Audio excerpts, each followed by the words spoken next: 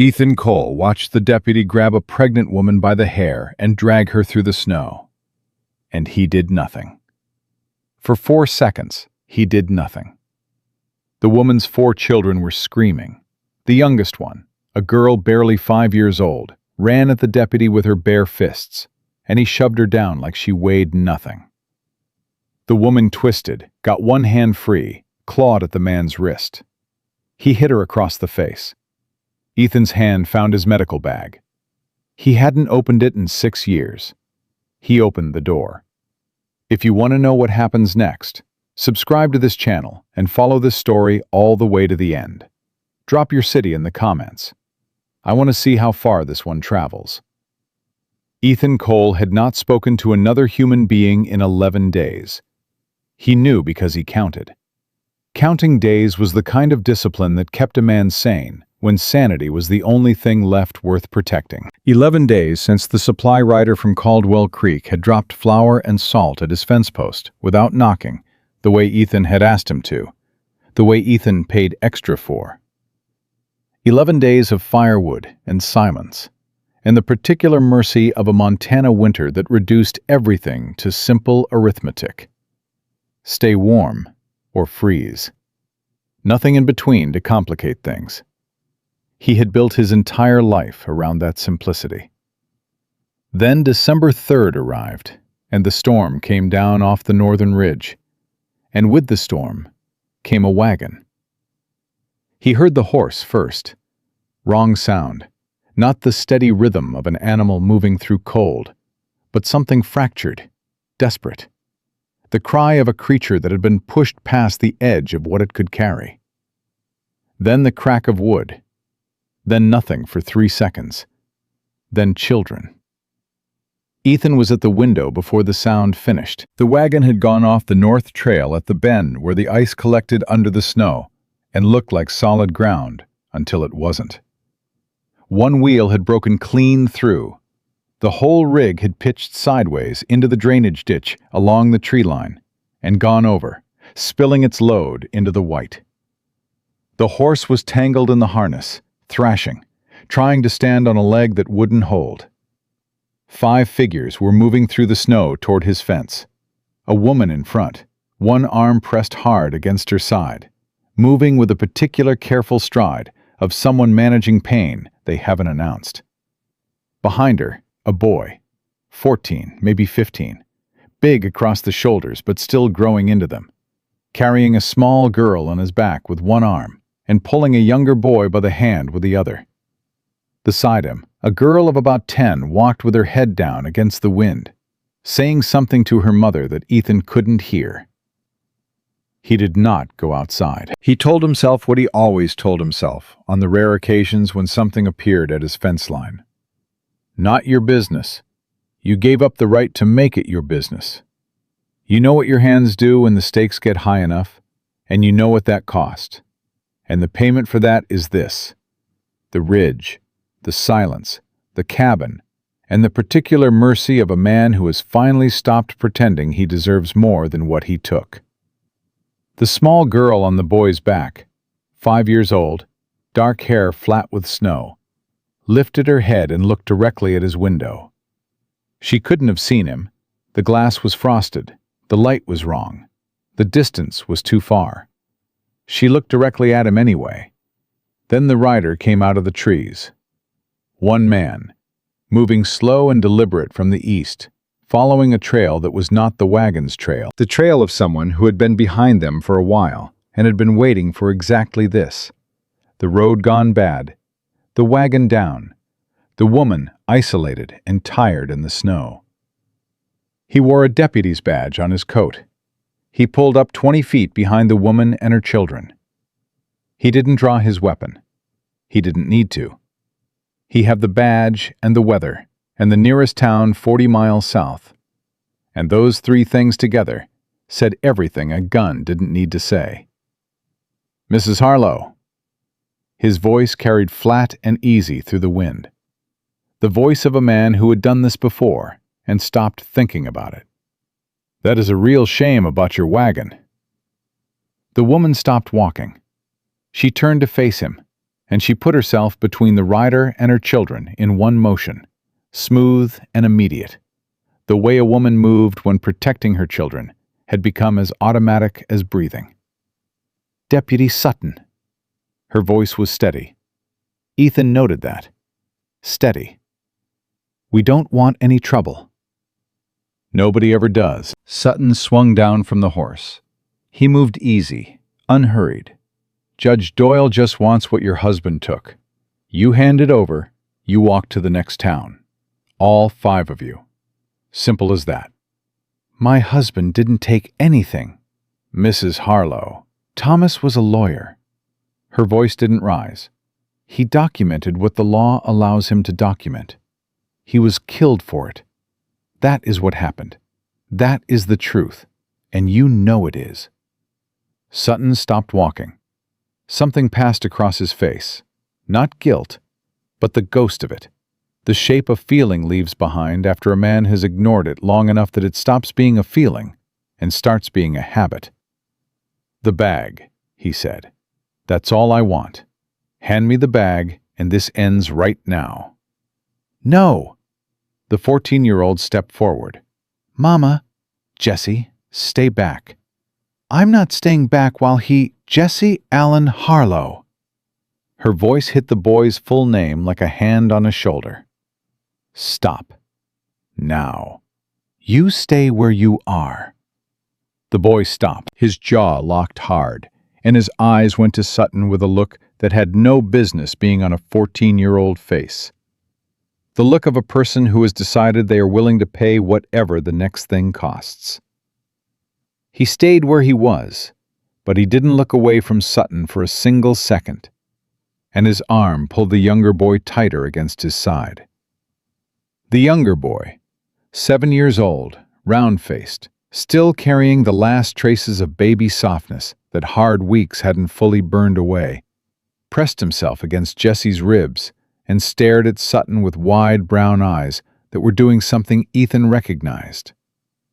Memorizing. Storing. The way children stored things they didn't have words for yet. Sutton looked past the children at the travel bag Maggie had pressed against her body. Then he looked past the bag at Ethan's window. "This your property?" he called out. Ethan realized he had moved to the door without deciding to. His hand was on the latch. He opened it. "Yeah," he said. "You know this woman?" "No." "Then this is federal business. Step back inside." Ethan stepped outside instead, onto the porch, into the cold. Sutton studied him. The calculation was visible. Reading for threat level, for yield, for the posture of a man who would back down if pressed hard enough. Ethan stood in the cold and let him read. Whatever Sutton found, it didn't fully satisfy him. He turned back to Maggie. "Last time," Sutton said. "The bag." "No." Sutton crossed the distance in 4 steps. His hand went into Maggie's hair. Ethan was off the porch before the scream. He heard Rose, the small one, the 5-year-old, hit the snow running, barefoot, her little fists coming up at Sutton's arm before Jesse could catch her. Sutton shoved her aside with one hand. Not violent, not careful either. The way you moved something that was in the way. Rose went down into the snow and sat there with both hands pressed flat beside her and didn't make a sound. That silence was worse than crying. Maggie twisted, got one hand free, dragged her fingernails across Sutton's wrist. He hit her across the face with his open palm. Not a fist, measured. The kind of hit that said, "I can do worse, and I want you to know that." Ethan reached them. He put his hand on Sutton's shoulder, and he turned the man around. Not hard. Not the way men in saloons grabbed each other. The way a man moved something he had decided was going to move. Sutton let go of Maggie. They were close. Close enough that Ethan could see the brown of the man's eyes, the tired lines around them, the particular exhaustion of someone who had been carrying something too heavy for too long and had stopped remembering what it felt like before. "Back up," Ethan said. "You're making a mistake, mister." "Back up anyway." "This is federal authority. You lay hands on me and I'll—" "You hit a pregnant woman in front of her children." Ethan's voice stayed low. Not loud. Low meant something different than quiet, and Sutton heard the difference. "In my yard. So you're going to back up, or I'm going to put you down in the snow next to the little girl you knocked over. And then we're going to talk about what federal authority means when the nearest federal anything is 40 miles south." Sutton's hand moved toward his coat. "Don't," Ethan said. One word. The same word he had used in field hospitals when men reached for things they shouldn't reach for. It came out of him automatic, without thought, from somewhere older than the 6 years of silence. Sutton's hand stopped. The two men stood in the snow, with the wind between them and 4 children, watching, and nobody making a sound. Then Sutton stepped back. One step. The step of a man recalculating, not retreating. His eyes moved across the property. The cabin, the barn, the fence line, the tree line. Filing, storing, mapping. The way a professional did it. He looked at the travel bag still clutched against Maggie's chest. He looked at Ethan's hands. He looked at the medical bag Ethan had carried out of the cabin without thinking about it. "You a doctor?" Sutton asked. Ethan said nothing. "He was," Clara said. Ethan looked at the 10-year-old.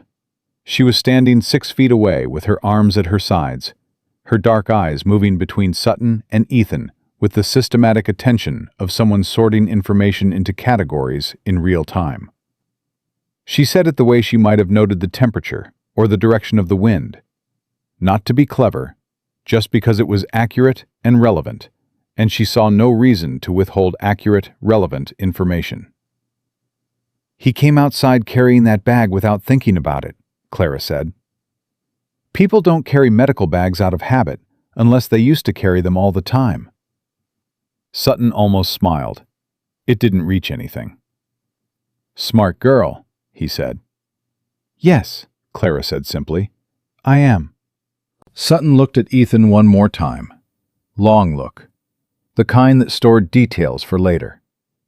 Then he turned and walked back to his horse. He mounted up without hurry, settled in the saddle, and looked down at the yard with the expression of a man who had already decided what he was going to do next, and was in no rush to do it.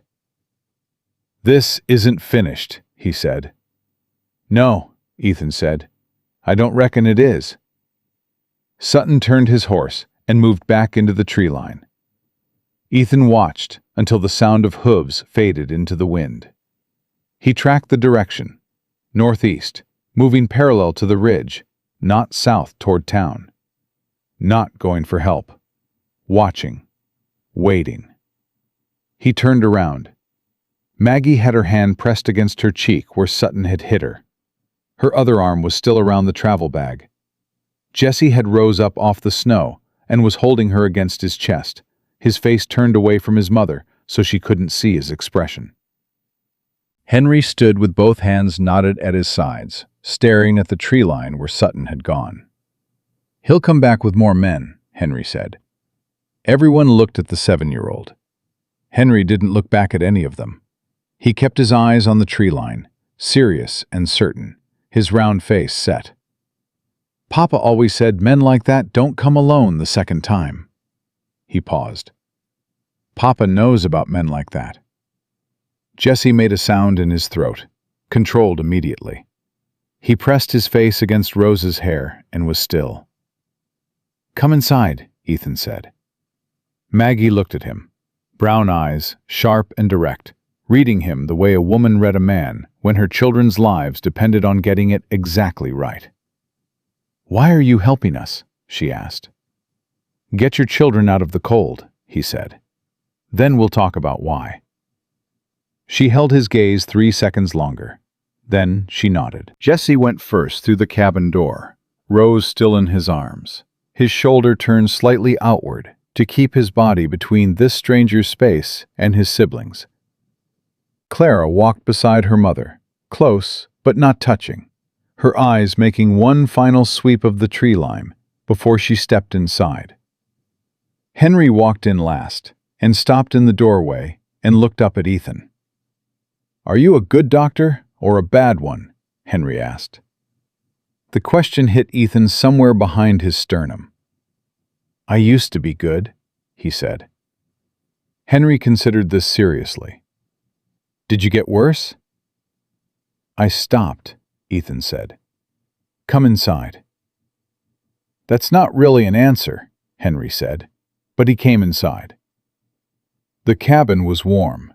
Ethan ran the fire high in December without compromise, and all 4 children moved toward the heat, the way living things moved toward what they needed. Rose slid down from Jesse's arms and walked directly to the hearth and sat cross-legged in front of it and held her hands out to the flame, fingers spread, absorbing every degree.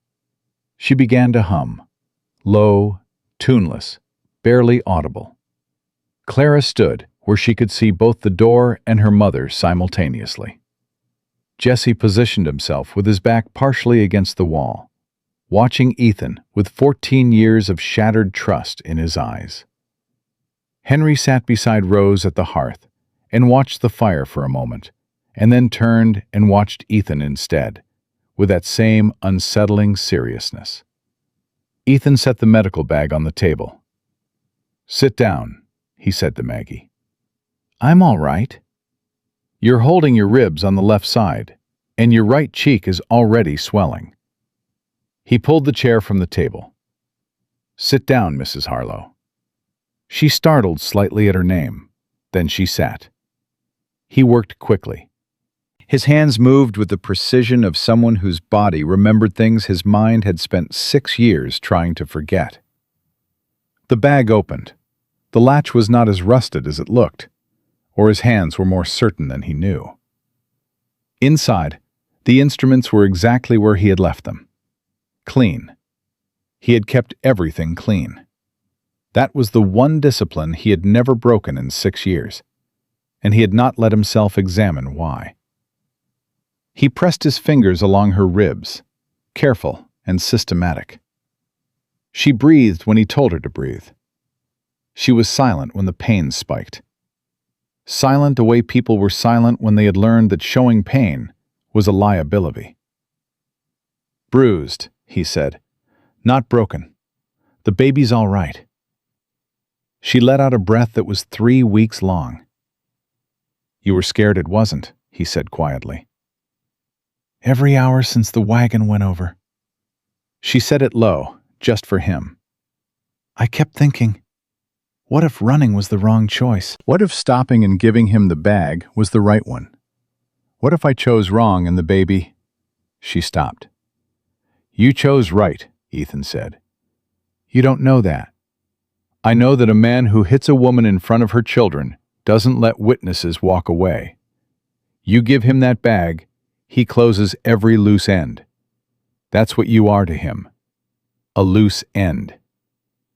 She was quiet. The fire popped. Rose's humming continued, soft and steady. "Tell me about the bag," Ethan said. Maggie's arms tightened around it. "My husband was a lawyer in Denver, Thomas Harlow. He discovered that Judge Warren Doyle has been using the territorial court system to void legitimate homestead claims. Families who built legally, worked legally, paid legally. Doyle manufactured procedural violations and struck their deeds. The land got resold to the Pacific Crown Railroad at a fraction of value, and Doyle took a percentage of every transaction." "How many families?" 47. In 18 months. Her voice was flat, reciting facts she had recited in her head 1,000 times. Thomas was bringing the documentation to the Federal Circuit Court in Helena. He never got there. His horse threw him, Ethan said, on a flat road in dry weather that he had ridden twice a week for 4 years. She looked at him directly. "Thomas sewed the documents into the lining of this bag the night before he died. Jesse found the seam 2 days after the funeral when he was—" She stopped. Across the room, Jesse had gone very still. "When he was holding the bag because it smelled like you," Clara said quietly to her brother. Jesse turned away from all of them. His shoulders came up, rigid, everything locked. His hands pressed flat against the cabin wall. Nobody spoke. Rose stopped humming. She got up from the hearth, walked across the room, and pressed herself against Jesse's back. She wrapped her small arms as far around his ribs as they would reach, and held on. Jesse's hands slid down the wall. He dropped his chin to his chest. Henry watched his brother and sister. His round face was doing complicated things. Then he looked at Ethan with those brown eyes that stored everything. "Jesse found the seam," Henry said carefully, "because Jesse sleeps with that bag under his pillow every night. He thinks we don't know." "Henry," Maggie said softly. "I'm just saying what's true," Henry said. "Papa always said saying what's true matters, even when it's hard." He paused. "Especially when it's hard." The word Papa moved through the room like a current. Jesse's shoulders dropped completely. The rigid line of him went soft for one unguarded second before he pulled it back. Clara looked at the floor. Rose held on tighter. Ethan looked at the travel bag on Maggie's lap. 47 families. A man who found the truth and was killed for it. A ledger sewn into a lining. 4 children who had been moving through the cold for 3 weeks with death riding behind them, and a boy who slept with the evidence under his pillow because it was the last thing his father had touched. "How far to Helena?" Maggie asked. 60 miles north, he said. "In this storm, 3 days at minimum." She was already calculating. He could see it in her eyes. The arithmetic of a woman who had been running the numbers for 3 weeks. Days, miles, supplies, children. The math that had no good answer. "Sutton won't wait 3 days," she said. "No. He'll come back tonight." "Most likely." "With more men." "Yes." She looked at the window. The snow was coming down harder now, the light nearly gone, the world outside reduced to white and dark and wind. She pressed one hand against her belly, feeling for the kick, making sure. "You don't know us," she said. "You don't owe us anything. Sutton will make trouble for you that doesn't end when he leaves. You understand that." "I understand it." "Then why?" Ethan looked at his hands resting on the table. The hands that had been steady in a field hospital in Virginia when the orders came down and the men came in and he had made the choice he had made. The hands that had opened the bag tonight without thinking, the way a man reached for something that was part of him before the reaching was a decision. "Because I have spent 6 years being the kind of man who stays inside," he said, "and I am done with it." She held his gaze, reading, measuring. Then, quietly, the way trust began when it was real rather than easy. "My name is Margaret. Everyone calls me Maggie." "Ethan," he said. "Ethan." She said his name once, testing how it fit the situation. "Sutton's coming back tonight." "I know." "We can't run, not in this storm, not with—" Her hand went to her belly again. "I know that too." "So what do we do?" He looked at the window. At the tree line where Sutton had disappeared, moving northeast, parallel to the ridge, not going for help, but watching, circling, waiting for dark. He thought about 47 families, about a dead lawyer who had sewn the truth into a bag lining and handed it to a woman and told her to run. About a boy who slept with that bag under his pillow.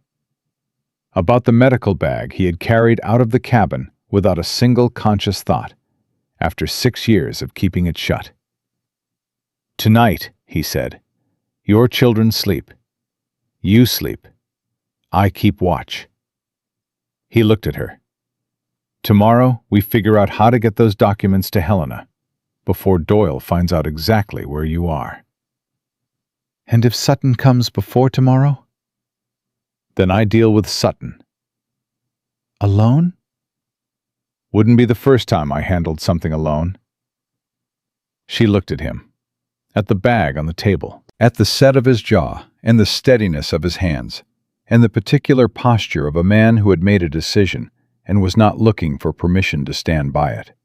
You're going to tell me eventually, she said, why you stopped.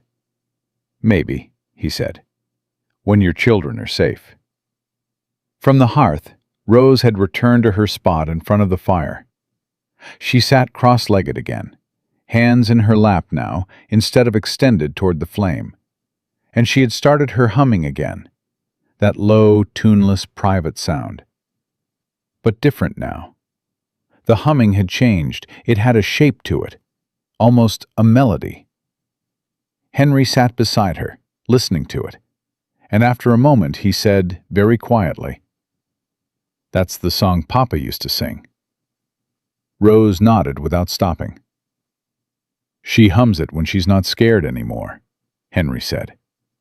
To Ethan, looking at him straight, "She was humming a different one before. That one means she's okay." Ethan looked at the smallest girl. Rose glanced up at him once, dark eyes, firelight, utterly calm, and then looked back at the flames. He thought, emotional barometer. And then he thought, no, not a barometer, a verdict. "All right," he said, to the room, to all of them. "Let's get you fed." Jesse finally turned around from the wall. His face was composed again, everything back in place, but his eyes were red at the edges, and he didn't try to hide that particular evidence. He looked at Ethan with the full weight of 14 years of shattered trust, and the beginning, just a hairline crack, of something that wasn't trust yet, but was considering the possibility. "If you're keeping watch tonight," Jesse said, "I'm keeping it with you. You need sleep. I'll sleep when my mother's safe." His voice didn't invite argument. "I've been awake for 72 hours. A few more won't kill me." "It might.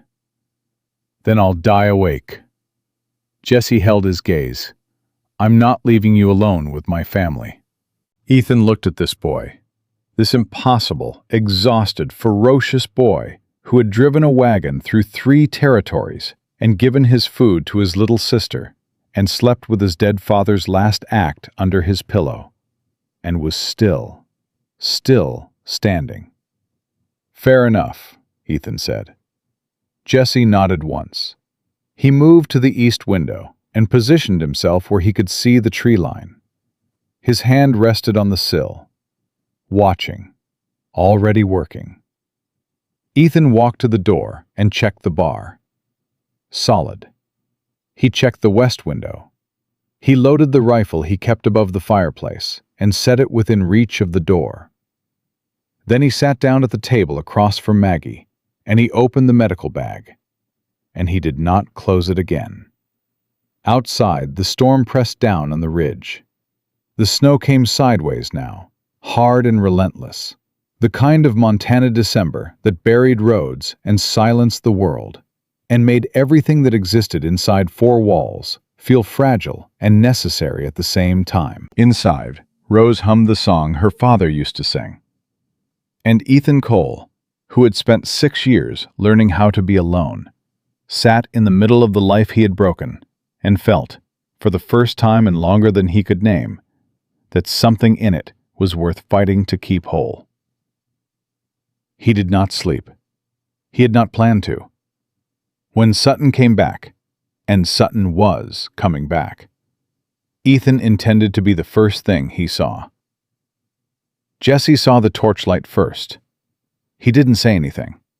He just turned from the east window and looked at Ethan across the dark cabin. And that look said everything a 14-year-old shouldn't have to know how to say. Ethan was already on his feet. "How many?" Ethan asked quietly. 3 lights, moving from the northeast." Jesse's voice was flat and controlled, in the way that voices got flat and controlled, when the person using them was working very hard against a current of fear. "Same direction Sutton went." "Wake your mother." "She's already awake." Maggie stood in the bedroom doorway with Daniel's pistol in her right hand and the travel bag across her body and her coat already on. She had not undressed. Ethan realized she had probably not undressed in 3 weeks. "How long do we have?" she asked. 10 minutes, maybe less." Ethan moved to the rifle above the fireplace. "Get the children up, quietly." "They're up," Clara said. She was standing beside her mother, fully dressed, her boots laced, her eyes already adjusted to the dark. Behind her, Henry stood with his coat buttoned wrong, one side higher than the other, and his boots on the right feet, but untied. Rose was in Jesse's arms, her head against his shoulder, awake but silent, her dark eyes open and steady. Ethan looked at these 4 children standing in the dark of his cabin, at whatever hour this was, dressed and ready and waiting. And he understood that this was not the first night they had done this. This was the practiced motion of a family that had learned to be ready before the sound finished. "The cellar," he said. "No," Jesse's jaw set. "Jesse? Last time we went to ground they found us anyway." The boy's voice didn't rise. "Barn in Cheyenne, root cellar outside of Billings. They always find us. I'm not putting my family in a hole in the ground again." Ethan looked at him, looked at the certainty in those tired eyes. Then he looked at Maggie. "He's right," she said quietly. "Every time we hid, they searched until they found us. The only thing that's ever worked is moving." "You can't move in this storm, not with—" Ethan stopped himself. "With a pregnant woman," Maggie finished for him. No anger in it, just fact. "You can say it." "The North Ridge Trail is buried. The South Road is where Sutton came from. If they have 3 men coming from the northeast, they're covering the east approach too." Ethan moved to the west window and looked out at the white dark. "There's one way they might not have covered yet. West, through the Kimball property." "Dorothy Kimball?" Maggie asked. Ethan turned. "You know her?" "Thomas mentioned her once. Said she was the only person within 100 miles that Doyle hadn't managed to buy or scare." Maggie shifted the travel bag on her shoulder. "Is that true?" "Dot Kimball has been in this territory longer than the county has a name," Ethan said. "She buried 2 husbands and outlasted 3 sheriffs, and she has never, in 40 years, done a single thing because someone told her to." He moved back to the center of the room. "Her property is 2 miles west. Hard going in this snow, especially—" He stopped again. "Especially with me," Maggie said. "Stop doing that. Say the whole sentence." "Especially with you," Ethan said. "And with Rose." "I can walk," Rose said from Jesse's arms. Everyone looked at her. It was the first full sentence she had spoken since they arrived. Rose looked back at all of them with absolute seriousness. "I have good boots," she said. "Jesse checked them." Jesse looked at the ceiling briefly and then back down. "She does have good boots," he confirmed. Henry was already retying his own boots. He had noticed they were untied. He tied them with the focused intensity of a 7-year-old performing a task that he understood mattered. His tongue between his teeth, one loop, then another. 2 miles in that wind," Clara said. She was looking at the west window, calculating. 45 minutes minimum, maybe an hour. 55 minutes, Henry said, without looking up from his boots. Clara always estimates low when she's worried. Clara looked at her younger brother. "That's observant of you, Henry." "Papa said I was observant." "Papa was right," Clara said, and the word was moved through both of them like a current. visible for half a second before they both covered it. 55 minutes, Ethan said. That's what we have. Let's go. Maggie caught his arm. Not hard, just enough. Ethan. She said his name the way she had said it before, testing the weight of it, deciding how much to put into it. Those torches. 3 men in a blizzard at this hour. Sutton could have waited for daylight. He didn't. Her eyes were steady on his. He came at night, on purpose. Ethan understood what she wasn't saying. Night was cover. Night was for things you didn't want witnesses to see in the morning. I know, he said. Then you know this isn't about the documents anymore. It was never just about the documents. She held his gaze 2 seconds. Then she let go of his arm. All right, she said. We move. They went out the back. The cold hit like a wall. Rose buried her face in Jesse's neck, and he wrapped his free arm tighter around her, without breaking stride. Henry walked between his mother and Ethan, with his head down against the wind and his boots punching through the snow crust with each step. The sound of someone working hard and not complaining about it. Clara stayed at her mother's left side, matching Maggie's pace exactly, watching her mother's face in the dark with a 10-year-old's careful, peripheral attention. They moved west along the fence line, using the posts for direction when the snow swallowed everything else. The wind came from the north, and it was the kind of wind that had opinions, pushing, redirecting, finding the gaps in collars and cuffs, and the seams where coats didn't quite meet gloves. Ethan moved ahead of the group when the snow was uncertain, testing the ground with each step, and behind him, the sound of 4 children and 1 woman moving through the dark was the only thing that separated the world from pure, white silence. After 20 minutes, Henry said, Mr. Cole. Yeah, are you scared? Ethan kept walking. Yeah. Papa said being scared is just being honest about what's happening. Your papa was right about a lot of things. Henry was quiet for a moment, working through the deeper snow at the fence line's edge. Then, he wasn't right about everything. Nobody is. I know. Another pause. But he was right about more things than most people. Henry said it with the careful precision of a 7-year-old who had been doing an accounting in his head and had arrived at a number he trusted. I've been checking. Ethan looked down at this boy, moving through a Montana blizzard in the middle of the night in boots he had tied himself, conducting a quiet audit of his dead father's wisdom. And something in his chest moved that he didn't have immediate words for. Keep up, he said, and stay close to me.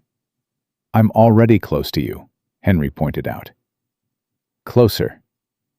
Henry moved closer. His shoulder pressed against Ethan's leg as they walked, and he stayed there. Behind them, Jesse said quietly to his mother, How's your side? Fine. Mama. It hurts, she said, but I'm walking, so it's fine enough.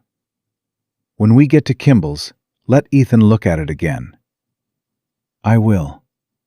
Promise me. Jesse, I need you to promise me.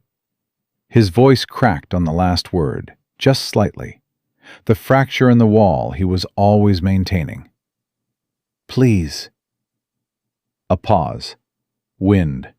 Snow. I promise, Maggie said. I'll let him look at it again. Jesse said nothing else, but the sound of his footsteps changed. Something in the rhythm that Ethan, who had learned to listen to bodies in ways most people didn't, read as a person who had been holding their breath, releasing it by half. They reached Dot Kimball's property at the 53-minute mark. Clara noted it but said nothing. The house was dark. 2 stories, solid construction, the kind of house built by someone who intended to outlast every storm that had ever existed. A light came on in the downstairs window about 30 seconds after Ethan knocked. Then the sound of someone moving inside, with the unhurried deliberateness of a person who had been awake already. The door opened. Dorothy Kimball was 65 years old and built like the landscape she had lived in. Broad, weathered, shaped by decades of resistance.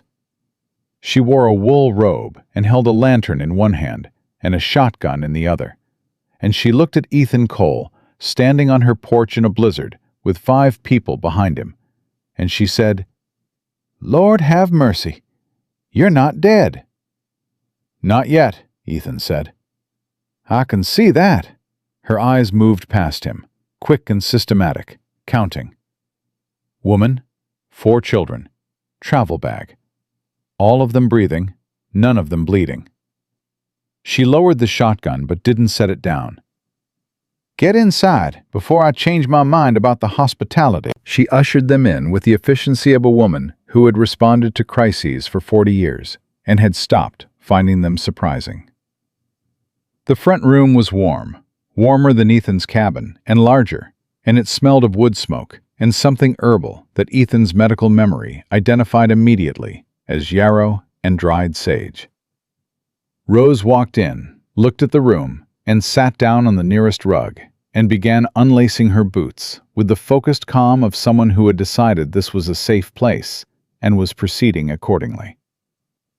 Henry sat beside her and did the same. Dot watched the 2 smallest children for a moment.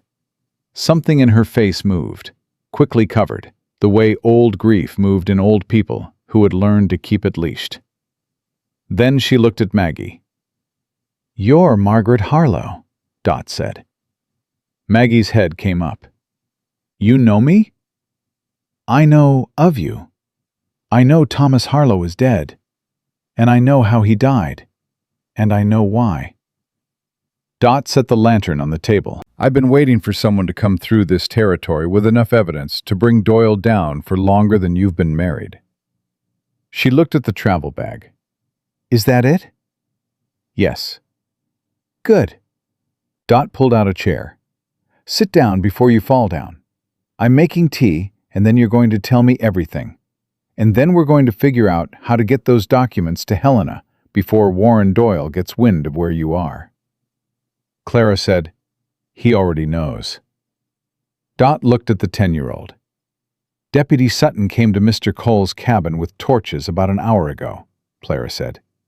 3 men, northeast approach. He came at night, which means he wasn't planning to leave witnesses." She paused. "So Doyle knows approximately where we are.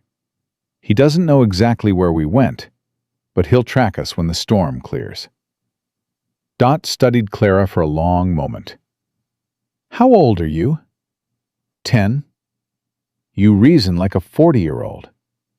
"Thank you," Clara said. "Is that helpful right now, or should we focus?" Despite everything, Dot smiled. Brief, genuine. "We focus," she said. "Sit down." Jesse had stayed standing near the door. His eyes moved around the room, exits, windows, the staircase, the back hallway. The same systematic sweep he had been doing for 3 weeks. He hadn't relaxed since they left Ethan's cabin. Hadn't relaxed since Denver, probably. Ethan moved beside him. "You can sit down," Ethan said quietly. "I'm fine standing." "Jesse," the boy looked at him. "We're 2 miles from my cabin in a direction Sutton didn't cover," Ethan said. "The storm will cover our tracks before they can follow. Dot Kimball has been holding this ground for 40 years, and nobody has taken it from her yet." He paused.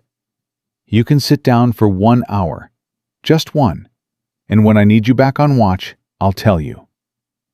Jesse looked at the door, at the window, at his mother, who had finally sat down at Dot's table and was letting the older woman press a cloth to the bruise on her face. At Rose and Henry on the rug, Rose's humming starting again in the warmth. Henry leaning against her with his eyes half closed. 1 hour, Jesse said. 1 hour. Jesse sat down on the bench near the fire. He didn't lean back. He sat forward, elbows on knees, head down, and he was asleep in under 4 minutes. with the speed of a body that had been refusing sleep for too long and could no longer sustain the refusal. Ethan pulled a blanket from the chest near the wall and set it across the boy's shoulders without waking him.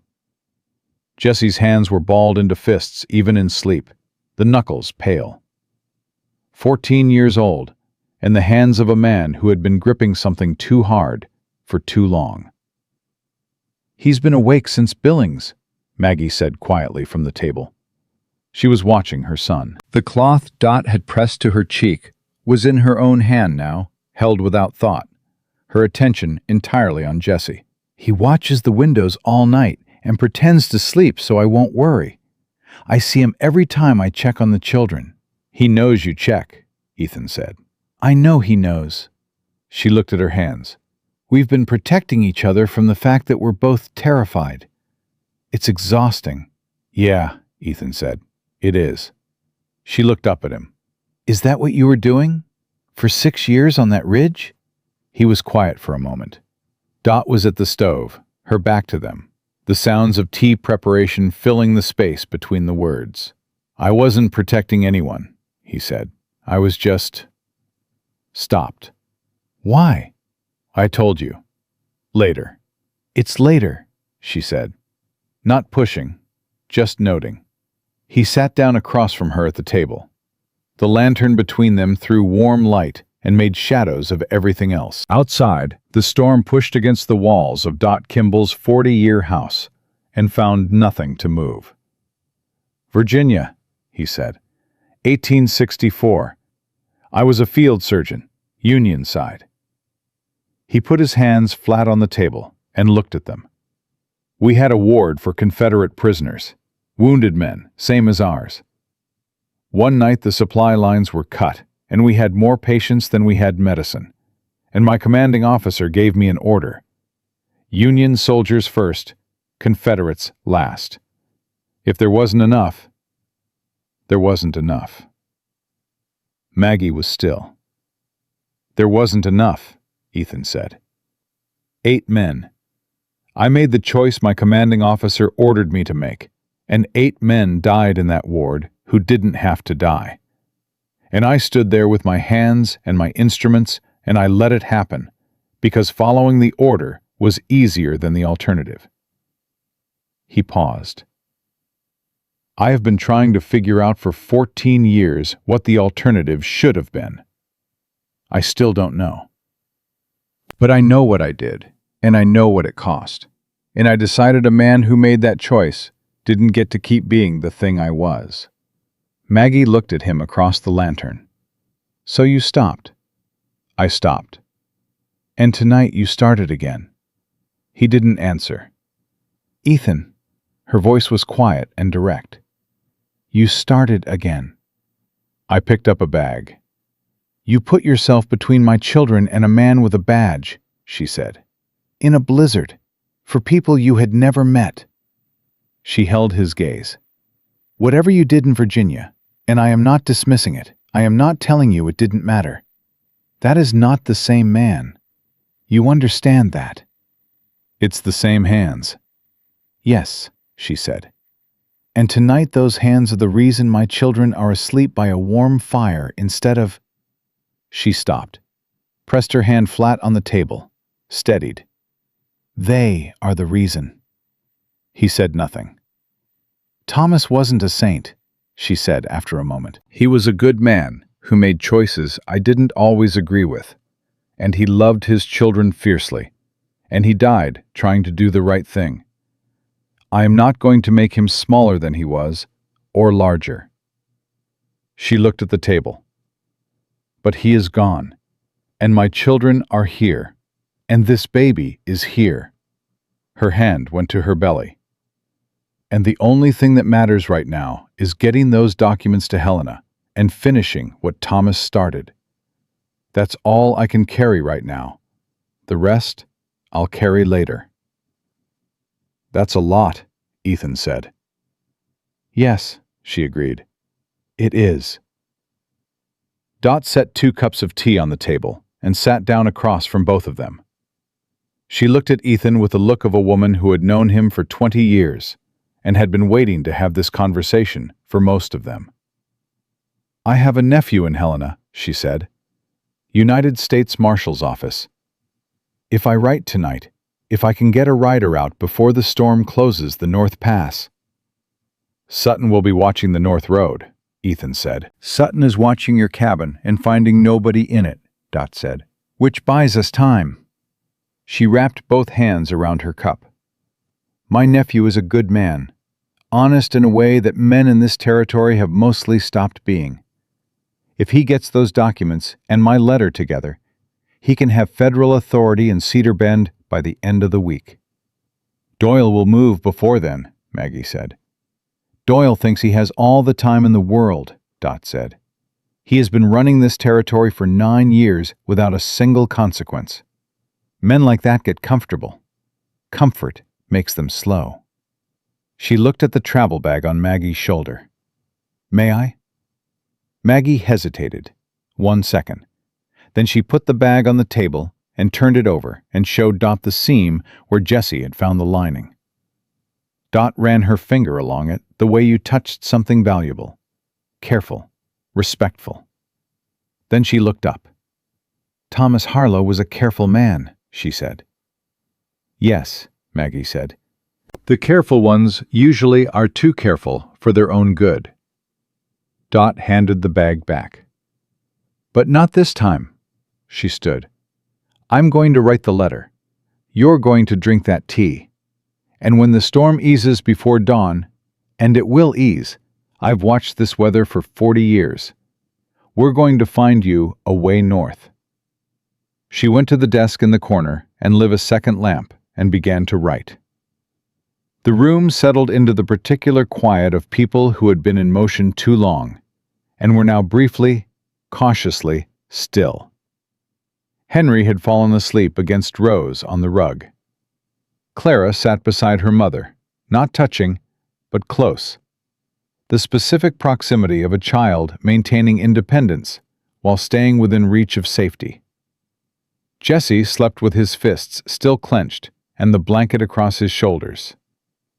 Rose's humming filled the space under everything, low and constant and strangely steadying. The song that meant she wasn't scared anymore. Ethan listened to it and thought about 8 men in a Virginia ward and 47 families and a dead lawyer's careful hands stitching truth into a lining. And he thought about a 14-year-old who gave his food to his 5-year-old sister and pretended to sleep so his mother wouldn't worry. And he thought about what it cost to be the kind of man who stayed inside, and whether the cost of being the other kind was one he had the right to pay. He drank his tea. He watched the door. He did not look away. The storm eased at 4 in the morning, the way Dot had said it would. Not gently. Montana winters didn't ease gently. The wind dropped by half in the space of 10 minutes, like a hand lifting slightly from a throat, and the snow went from sideways to straight down.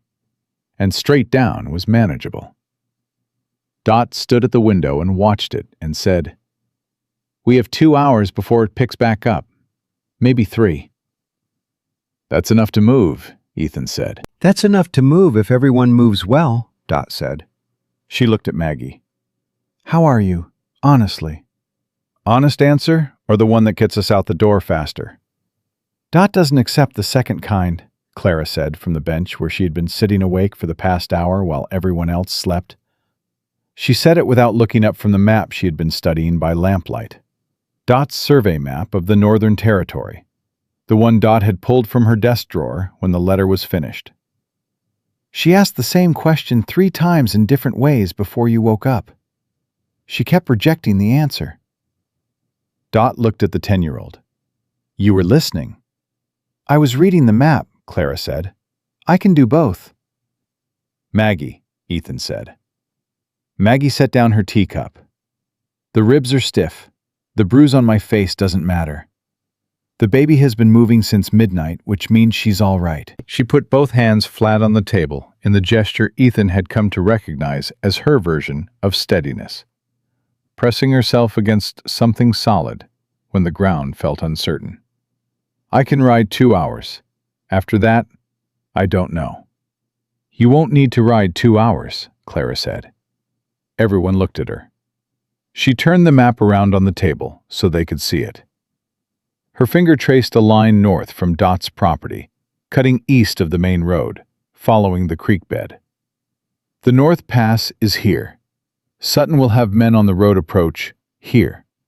But the creek bed runs parallel, and it's lower ground, protected from wind, and the snow doesn't pack the same way on moving water, even when it's partially frozen."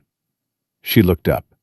"It's longer by distance, but faster by time because you're not fighting the drifts. And it comes out here." Her finger landed on a point north of the pass, 2 miles above where Sutton's men would be waiting. Dot stared at the map. Then she looked at Clara. "How long have you been studying that?" "Since 1 in the morning," Clara said. "I wanted to understand the problem before I tried to solve it." "Clara," Maggie said quietly. Something in her voice that was not quite pride and not quite grief, but lived in the same neighborhood as both. "Your father used to do that." Clara's finger stayed on the map. She didn't look up for a moment. "I know," she said. "He taught me." The room was quiet. Jesse woke up. He came awake the way he always came awake, instantly, fully, his head up and his eyes clear before his body had finished moving. The blanket fell from his shoulders, and he looked around the room and cataloged everyone in approximately 2 seconds. Then he looked at the window. "The storm dropped," he said. "An hour ago," Ethan said. "We're moving soon." Jesse stood and folded the blanket with quick, precise motions and set it back on the bench. He looked at his hands, at his mother's face, the bruise darkening on her cheekbone, the careful way she was holding her left side. His jaw worked. "Sutton did that," he said. "Jesse." "I know he did. I was there." He picked up his coat from the floor. "I want to know what we're doing about it." "We're getting your mother to Helena," Ethan said. "That's not what I asked." "Jesse," Ethan's voice was level. "I understand what you're asking. And I'm telling you that the best thing you can do for your mother right now is help me get her north. Whatever comes after that, we deal with after." Jesse looked at him with those eyes that had stopped trusting adults the day his father's horse came back without his father. The look that measured everything and granted nothing for free. "You promise there's an after?" Jesse said. "I promise there's an after." A beat. 2. Jesse put on his coat. "All right," he said. "What do I do?" They woke Henry and Rose. Henry came awake, confused, sitting up on the rug with his hair at wrong angles and his eyes blinking slow. "Is it morning?" he asked. "Not yet," Ethan said. "Then why—" Henry stopped.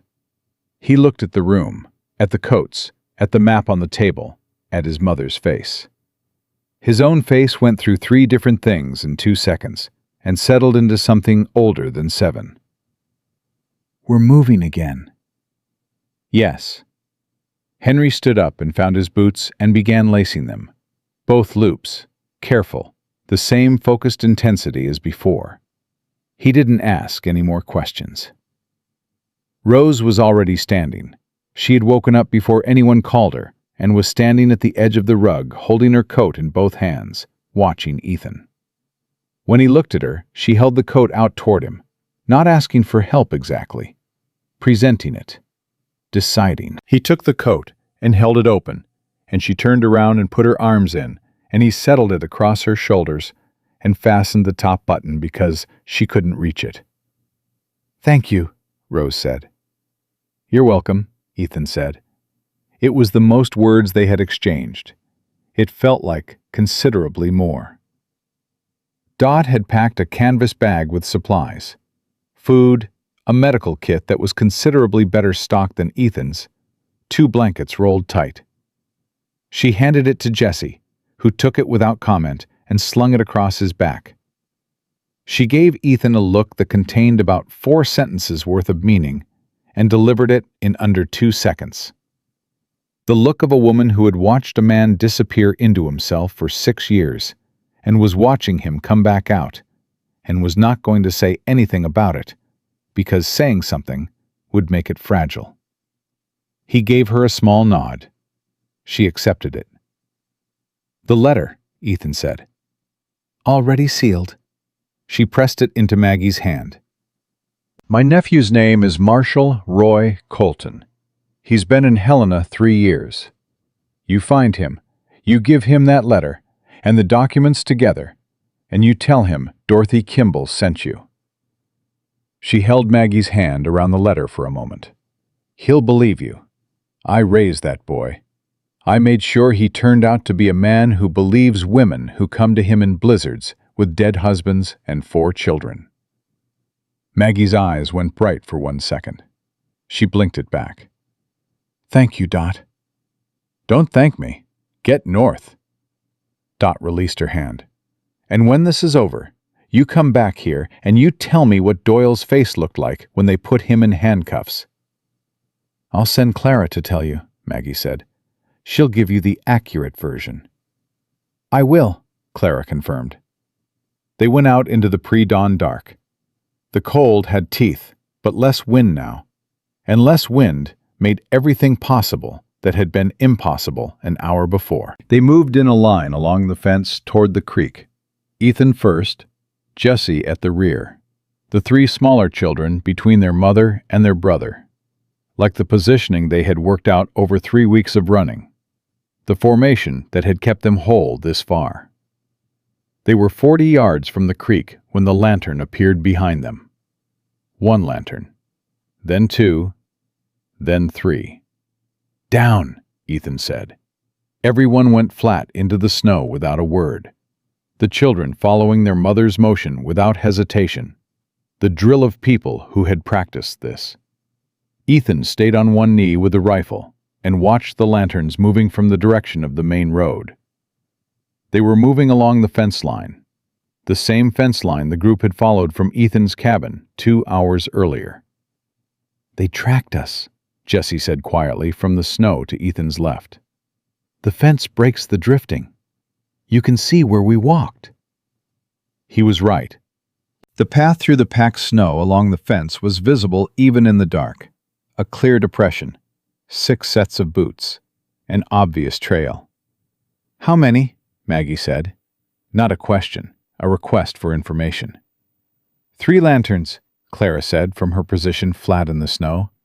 "Minimum 3, possibly more. One of them is moving faster than the other 2. Different stride." "That's Sutton," Ethan said. "Probably." "They're going to Dot's," Jesse said. His voice had changed, stripped down. "They followed us, and they're going to Dot's, and she's still in there." Ethan was already thinking the same thing. Dot Kimball, alone in her house, with 3 armed men who had come at night because they didn't want witnesses. His chest went tight. "I have to go back," he said. "Ethan," Maggie's hand found his arm in the dark. "She helped us. She's in there because of us." "If you go back, they see you. They know where we are." "If I don't go back, I'll go," Jesse said. "Absolutely not. You need to stay with them." Jesse was already up on one knee, his voice completely calm in the way that terrified Ethan more than panic would have. "You're the one who knows this land. You're the one who can get them to the creek and through to the pass. I know how to move in the dark without being seen. I've been doing it since Billings. You're 14 years old. You keep saying that like it's going to change." Jesse looked at him. "I'm not going to fight them. I'm going to warn Dot. Get her out the back. She must know somewhere to go." "Jesse," Maggie said. "Mama." His voice broke the calm for just 1 syllable. Then it came back. "Mama, please let me do something. Please. I have been watching and waiting and driving and hiding for 3 weeks, and I need to do something that isn't just keeping everyone else safe while you—" He stopped, took a breath. "While you carry everything."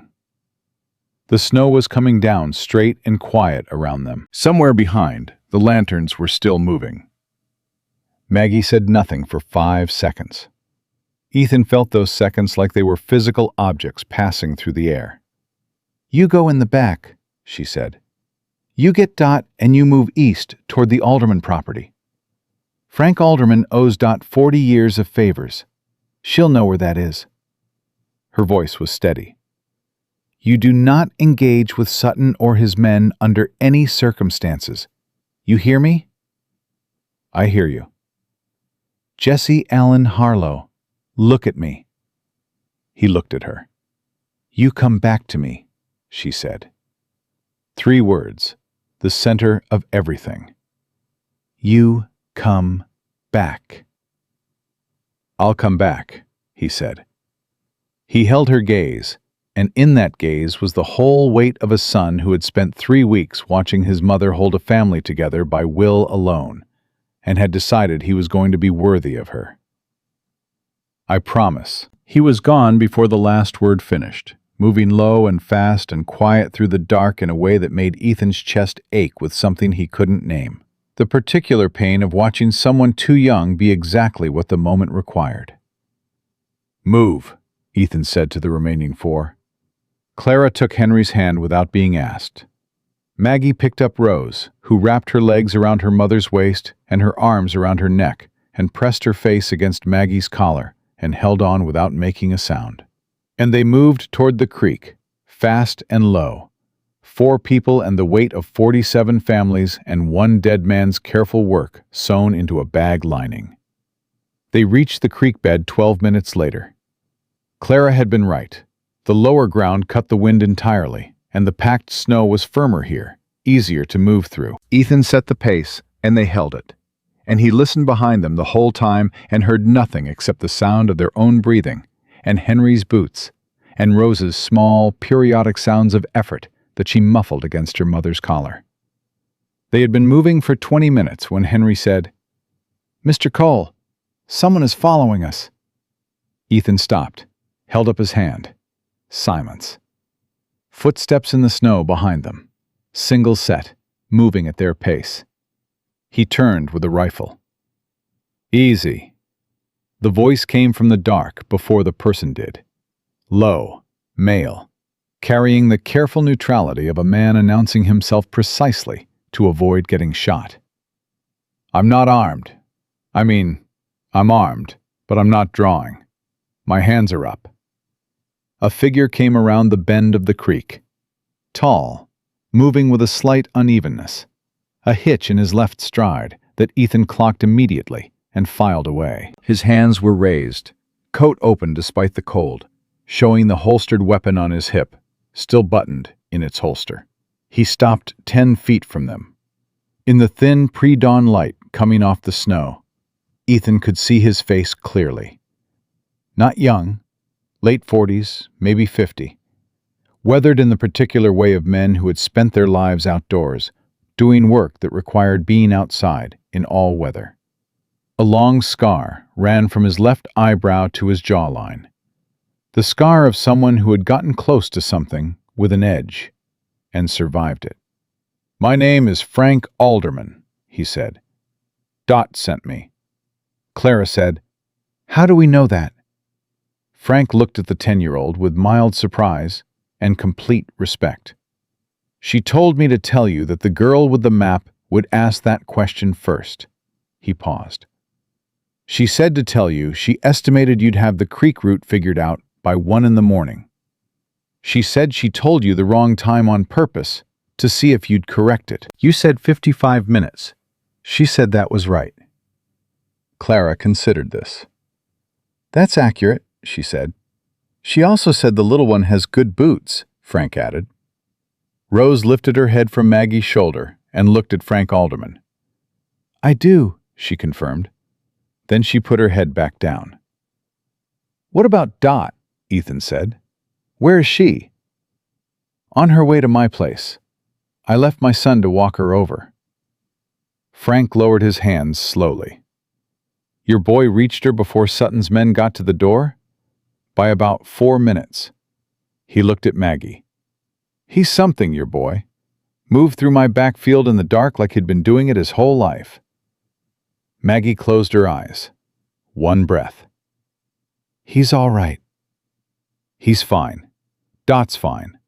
Sutton searched the house, found nothing, and is currently riding the fence line trying to pick up your trail in the dark. Frank looked at the creek bed, at the packed snow. He won't find it here. Creek bed changes the sound underfoot, and the wind comes from the north. It'll drift over your tracks before dawn. You know this land, Ethan said. Lived here 32 years. Dot Kimball delivered both my children. Frank turned north. I know a route to Helena that Sutton doesn't know I know. Because Sutton has never needed to take a route he didn't want anyone else to know about. Something crossed his face, brief and complicated. The expression of a man saying something that had weight he wasn't going to explain right now. I have. Ethan looked at him, looked at the scar, at the hitch in his walk, at the way Frank Alderman stood in a creek bed at 4 a.m, with his hands in plain view, assessing this group the way a man assessed a situation he had already committed to, regardless of what the assessment showed. Why? Ethan said. Frank was quiet for a moment. Then, my family was one of the 47. The creek moved under its ice somewhere below their feet. The snow came down straight and quiet. Doyle took our land 18 months ago, Frank said. My wife's family homesteaded that land for 20 years. Doyle voided the deed on a procedural error that his own clerk manufactured. We fought it. We lost.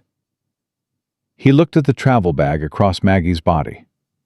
I've been waiting for someone to come through this territory with enough proof to hang him. Dot said tonight was the night. Maggie's hand went to the bag. Thomas documented your family, she said. He documented all 47. Dates, amounts, names, every transaction. Frank was still for a moment. Something in his face moved that had been still for a long time. All 47. Every one. He turned north. Then let's move, he said. We've got ground to cover before full light. They went. Frank Alderman moved the way a man moved when he had been over the same ground enough times that his feet knew it before his eyes did. Not fast, but absolutely certain. Never hesitating, never backtracking. He led them up out of the creek bed, at a point Ethan would not have identified from the surface, onto a shelf of rock that held no snow and left no tracks.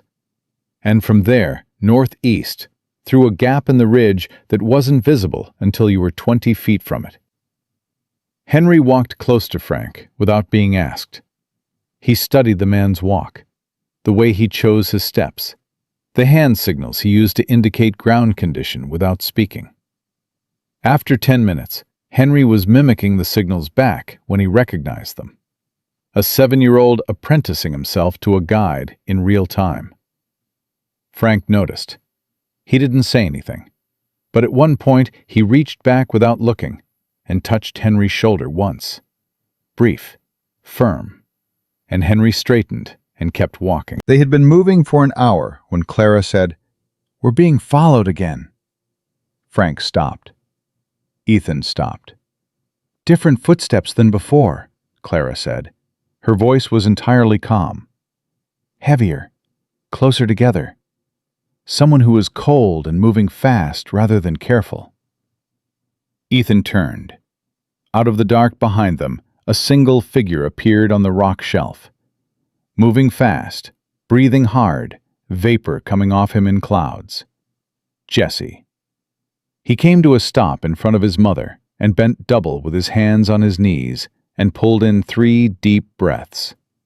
Then he straightened and looked at her and said, "Dot's safe. Alderman's son has her. Sutton doesn't know where she is." His voice was steady despite the running, despite everything. "I told you I'd come back." Maggie reached out and put her hand against his face, the gesture of a mother who has been holding herself together and is now, just for this 1 second, not holding anything at all. Just feeling that her son is real and warm and standing in front of her. Jessie leaned into it slightly, a fraction. 14 years old, 3 weeks of running, 48 hours without sleep. And for that 1 second, he was just a boy, letting his mother put her hand on his face. Then he straightened, put his coat right, looked at Frank Alderman. "You're the guide," Jessie said. "I am." "Good." Jessie moved to the back of the group, his position, the one he had established on the first day without being told to. Last in line, watching behind. "Let's go." Frank looked at Ethan. Ethan said nothing. Frank turned north and started walking. The pre-dawn sky above the ridge was starting to change. Not light yet, not for another hour. But the absolute black of deep night was softening at its edges. The kind of change you only noticed if you had been watching the dark long enough to know what it looked like when it was about to become something else. Ethan watched it and thought about 8 men in a Virginia ward and 47 families, and a dead lawyer who had spent his last night on earth sewing the truth into a bag lining. He thought about a 14-year-old moving through a dark field to warn an old woman. He thought about a 7-year-old conducting a quiet audit of his father's wisdom in a blizzard, arriving at a number he trusted. He thought about what it meant to be the kind of man who stayed inside. Then he stopped thinking about it and watched the ridge and kept walking and did not look away. They reached the outskirts of Helma at mid-morning, not through the main road. Frank brought them in from the northwest, through a lumber yard that had been closed for the winter, through the back of a livery stable whose owner shook Frank's hand without a word and asked no questions, and brought out a wagon with a canvas cover and a team of 2 horses that looked well-rested and well-fed. The kind of preparation that had been made before Frank left his property that morning. The kind of preparation a man made when he had been waiting for this day for 18 months, and had decided not to be caught unprepared when it finally came. "You planned this," Ethan said.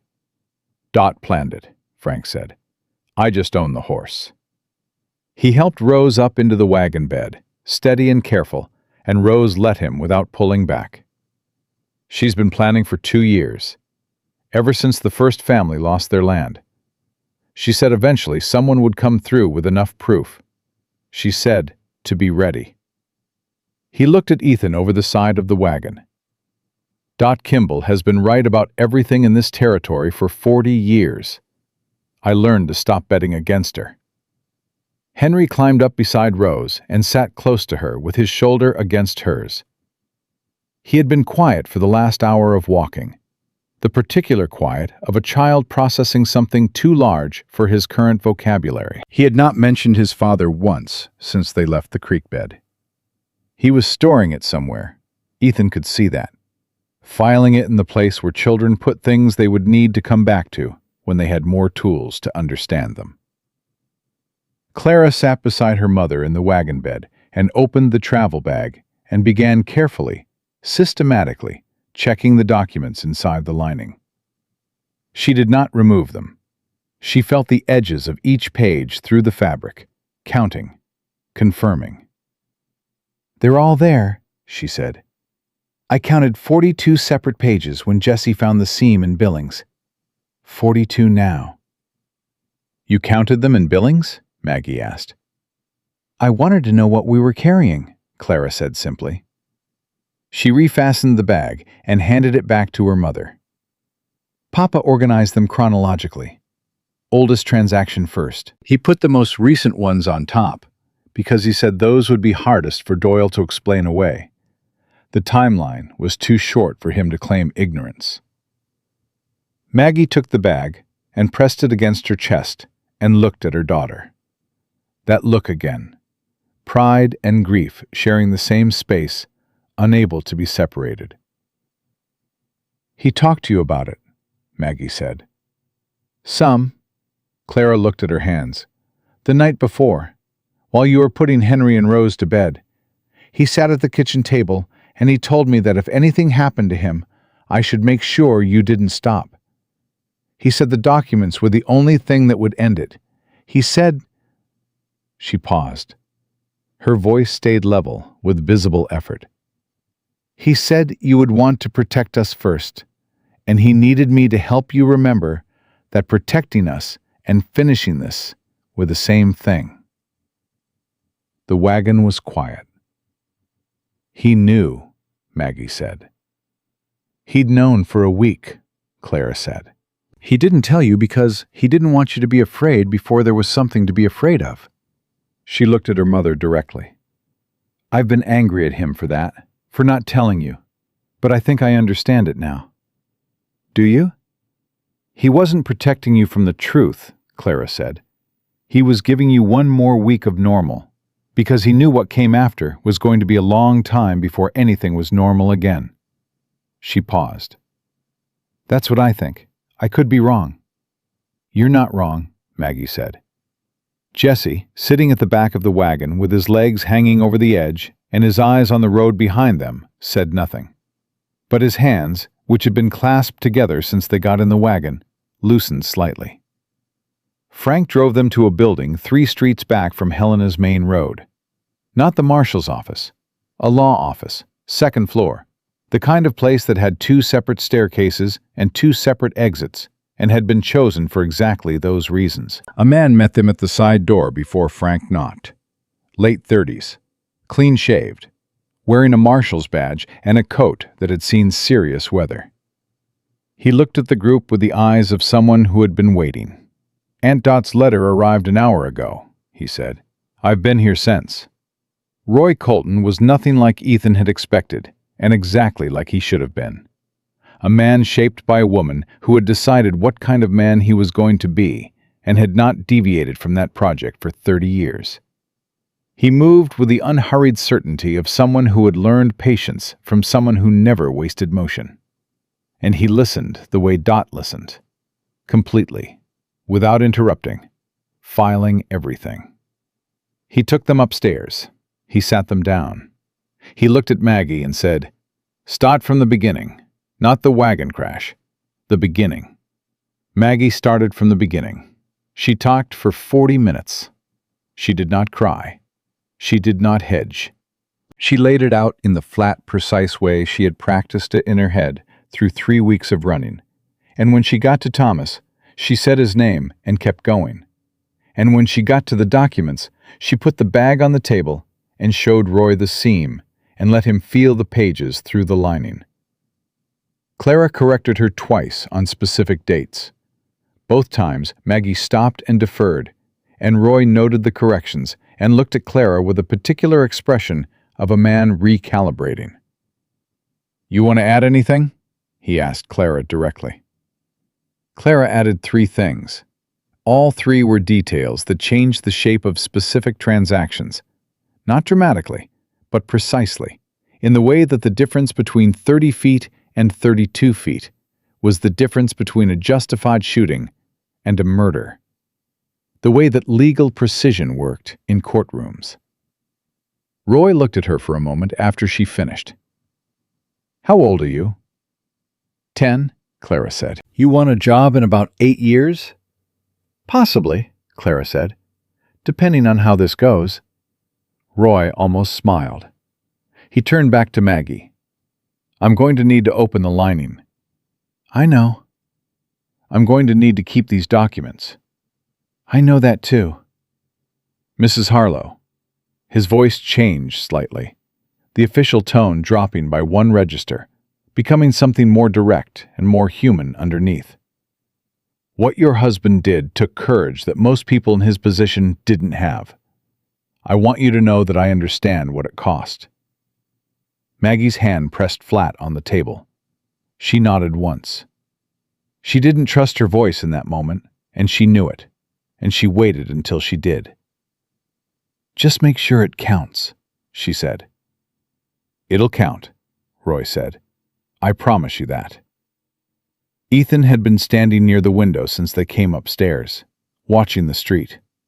Old habit, new purpose. Scanning for Sutton, for anyone moving with that particular deliberate, unhurried pace of a man following a target. The street below looked ordinary. Saturday morning in a territorial capital. People moving through the cold, with their own business, unaware that 47 families were about to get something back. He heard the door open behind him. Henry came and stood beside him at the window. They stood there for a moment, the man and the 7-year-old, looking down at the street together. "Mr. Cole," Henry said. "Yeah?" "When this is over—" Henry stopped, reformulated. The precision of a child who had learned from a father who said that saying what was true mattered. "After Marshal Colton does what he's going to do, what happens to us?" Ethan looked at the street. "That's your mother's question to answer," he said.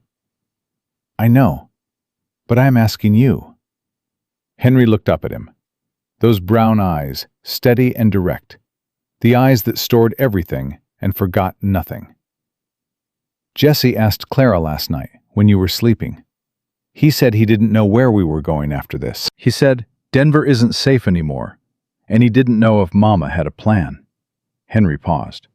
"Clara said she didn't know either, but she was going to figure it out. Jesse said that wasn't an answer. Clara said it was the best answer she had." Another pause. "They thought I was asleep." "Were you?" "No, I was listening." Henry looked back at the window. "I'm always listening." Ethan was quiet for a moment.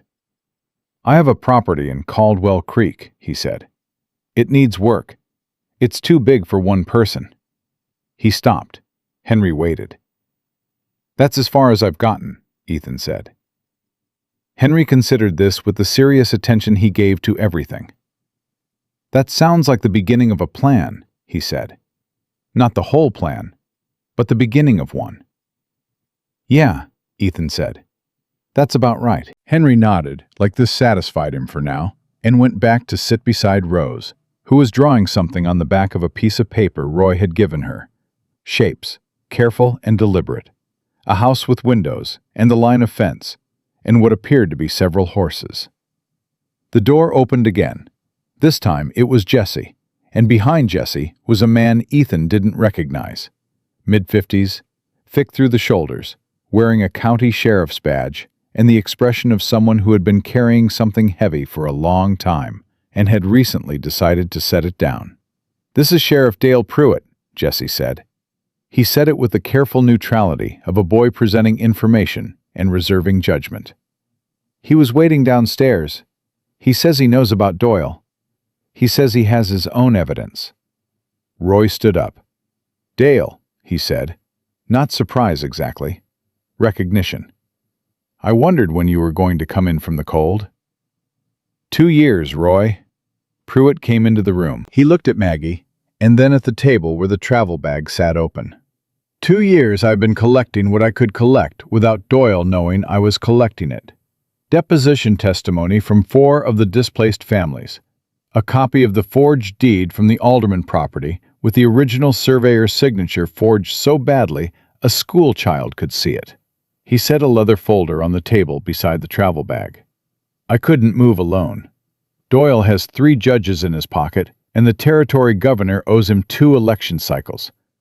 Anything I brought forward inside this territory dies before it reaches a courtroom." "Which is why you waited for federal authority," Roy said. "Which is why I waited for federal authority." Pruitt looked at Ethan. "You're Cole, from the ridge above Caldwell Creek." "Yeah. Sutton sent a wire to Doyle this morning. I have a man at the telegraph office." Pruitt pulled a folded paper from his coat. "Doyle knows the documents are in Helena. He's riding north with 4 men. They left Cedar Bend 2 hours ago." The room recalibrated. Ethan felt it. The shift in air pressure that happened when a situation that had been moving at one speed suddenly moved at another. "How long?" Ethan said. "At hard ride in this weather? 4 hours. Maybe less if they push the horses." "They'll push the horses," Jesse said from the doorway. Everyone looked at the 14-year-old. He looked back without apology.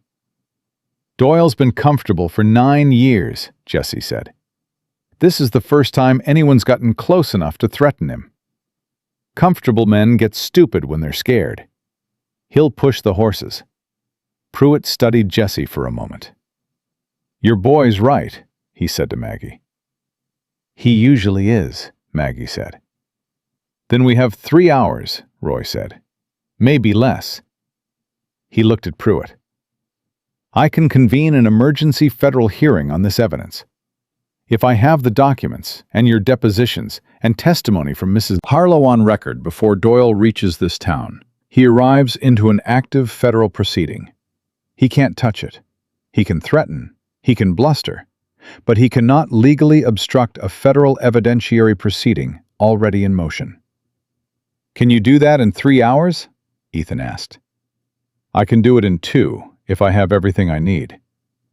Roy looked at Maggie. "Are you willing to testify today, right now, in writing, under oath?" Maggie looked at her children. Henry and Rose at the window, Rose's drawing in her lap. Henry watching the street with his quiet 7-year-old vigilance. Jesse at the door, standing the way he stood everywhere, weight forward, ready, watching. Clara with her hands folded and her eyes on her mother. "Yes," Maggie said. "It'll be formal testimony. It goes on federal record. Your name, your account, everything." "I know what testimony is," Maggie said. "My husband was a lawyer." She pulled the bag closer. "Sit down and get your pen ready. I'll talk as long as you need me to." Roy sat down. He got his pen. Ethan went back to the window. For the next 90 minutes, while Roy Colton took Maggie's sworn testimony and Sheriff Pruitt added his depositions to the record, and Clara interjected twice more with precise corrections that both men noted without comment, Ethan watched the street and thought about what it meant to reach the end of something. Not the end of danger. Doyle was still riding north, with 4 men and the particular fury of a man who had built an empire on other people's silence and was watching it come apart. That wasn't over. But something else was ending. The thing that had sent Ethan to a ridge in Montana for 6 years. The thing he had been paying down in solitude and woodcutting and deliberate isolation. It was not finished, but it was different now. It had the shape of something that could be carried instead of something that crushed. He thought about 8 men in a Virginia ward. He thought about them specifically, not as a collective guilt, but as 8 individuals. He had known their names, had known which ones were awake that night, and which ones were already past knowing anything. Had known the face of the one who looked at him at the end, with an expression that was not accusation, but something closer to understanding. The look of a man who knew what orders were and what they cost. He had carried that look for 14 years as a weight. Standing at this window in Helena, it felt, for the first time, like something closer to a charge. Not absolution, not erasure. Something harder and more honest than either. The obligation of a man who had been given more time than those 8 men, to use it in a way that meant something. He had picked up the bag. He had gone out the door. He was here. Jesse appeared beside him at the window. He had been moving around the room in his slow circuit. Door, window, and this rotation had brought him here. He stood beside Ethan and looked at the street and said nothing for a moment. Then, "There's a rider coming from the south." Ethan focused. 1 horse. Moving fast, despite the cold. The kind of speed that meant the rider either had urgent business or was running from something. The horse was lathered, even from this distance. The rider pulled up in front of the building across the street and swung down and looked up at the second-floor window directly. Directly at Ethan. It was Sutton. His coat was open, and his hands were visible, and he was alone. No badge this time, Ethan noticed. The coat that usually carried the deputy's badge was just a coat. He stood in the street and looked up and waited. "That's not how a man looks when he's come to arrest someone," Jesse said. "No," Ethan said. "That's how a man looks when he's come to warn someone." Jesse's voice was careful. parsing, reading the situation the way Clara read maps. He rode hard to get here. He's alone. No badge. Ethan was already moving toward the door. Ethan? Maggie looked up from the table where Roy was still writing. Sutton's outside, Ethan said. Alone. I'm going to hear what he has to say. Jesse was 2 steps behind him. Ethan turned. Stay here. You just told me. I told you to stay here. Your mother needs you in this room. He held the boy's gaze. I'll be in the street. You'll be able to see me from the window. If anything changes, you'll see it. Jesse's jaw worked, but he turned and went back to the window. Ethan went downstairs and opened the side door and stepped into the cold. Sutton crossed the street. He stopped 10 feet away. His hands stayed visible, a conscious and deliberate choice. I'm not armed, Sutton said. You're wearing a holster. It's empty. He held his coat open. The holster on his hip was empty. I left my weapon at the livery. I didn't want there to be any confusion about why I came. Ethan stood in the cold and looked at this man. The tired brown eyes, the lines that had deepened since the night before. Something new in them that hadn't been there when he'd stood in Ethan's yard with a badge and a willingness to hit a pregnant woman in front of her children. Something that looked, if Ethan was reading it right, like a man who had arrived at a decision and was now on the other side of it and finding it neither as difficult nor as comfortable as he had expected. Doyle is 2 hours out, Sutton said. Maybe less. He knows exactly where you are. He has 4 men, and he sent 2 of them ahead to reach Helena first. His voice was flat, informational. The 2 he sent ahead are already in town. I passed them on the South Road. They think I'm still his man. I didn't correct them. Why? Ethan said. Sutton was quiet for a moment. He looked at his empty holster, at his hands. 9 years ago, Doyle gave me this badge, he said. I was a good deputy. Honest, far as that word meant anything out here. Then I made a mistake. Not a criminal one, not a thing that hurt anyone, but the kind of mistake that gives a man like Doyle a handhold. He found out. He never let go. He looked up. I have been his man for 9 years because the alternative was losing everything I'd built. My reputation, my position, my life, maybe. He paused. Last night, watching those children in the snow, watching you stand between him and that woman. Something moved across his face. I kept thinking that I used to be a man who would have done what you did. I couldn't remember when I stopped. Ethan said nothing. I know where Doyle's 2 men are, Sutton said.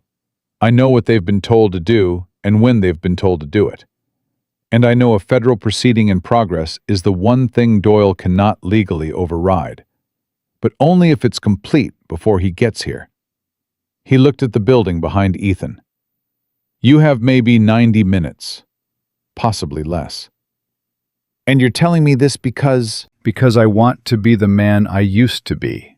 Sutton said it simply, without drama, the way a man said something he had been working toward for a long time and was now simply stating as fact.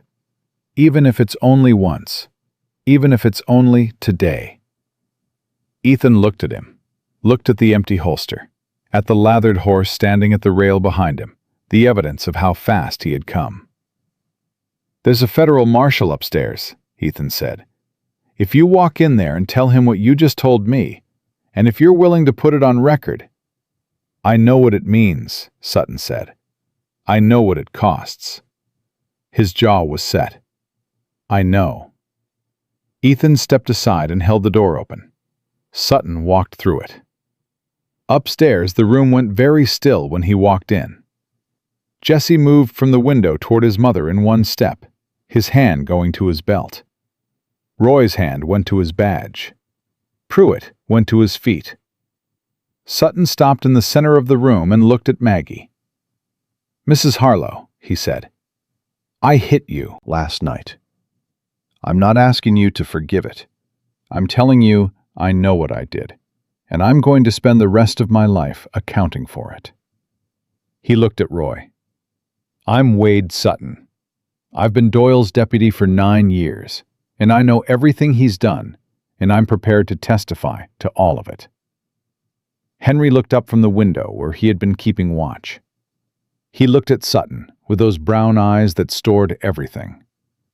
Then he looked at Ethan. Papa said, Henry said quietly, that sometimes the most important thing a person can do is decide to stop doing the wrong thing.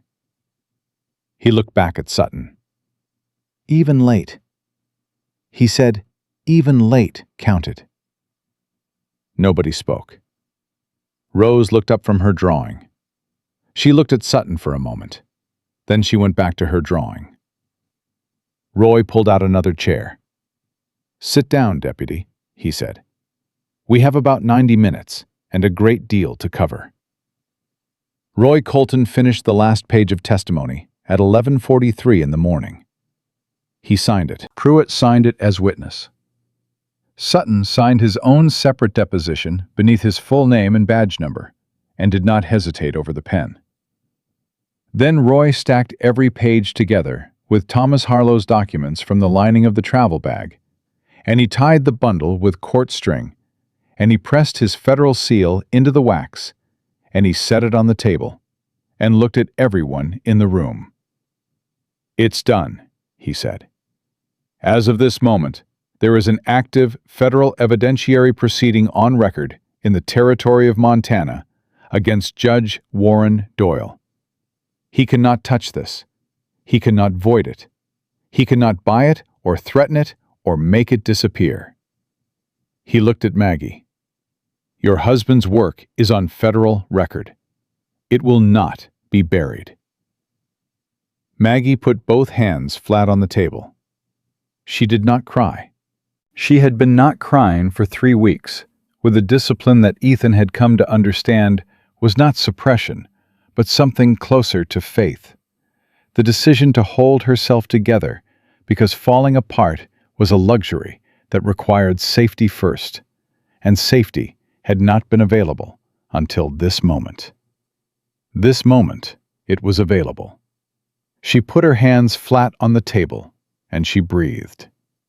Clara reached over and covered her mother's right hand with both of hers. Said nothing, just held on. Jesse stood at the window with his back to the room for about 30 seconds.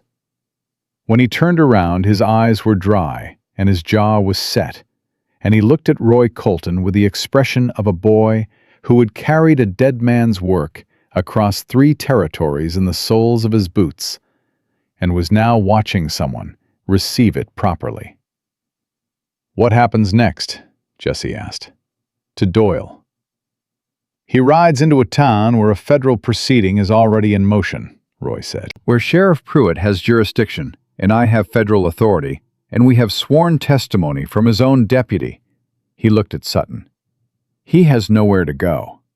Anything he does from this point forward, intimidation, obstruction, flight, adds charges. The smarter play is surrender. Whether Doyle is smart enough to take it is a different question. He's not, Sutton said.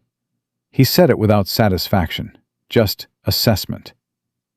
Warren Doyle has not made a decision based on intelligence in 9 years. He's made them based on the assumption that no one would ever get far enough to stop him. He looked at the sealed bundle on the table.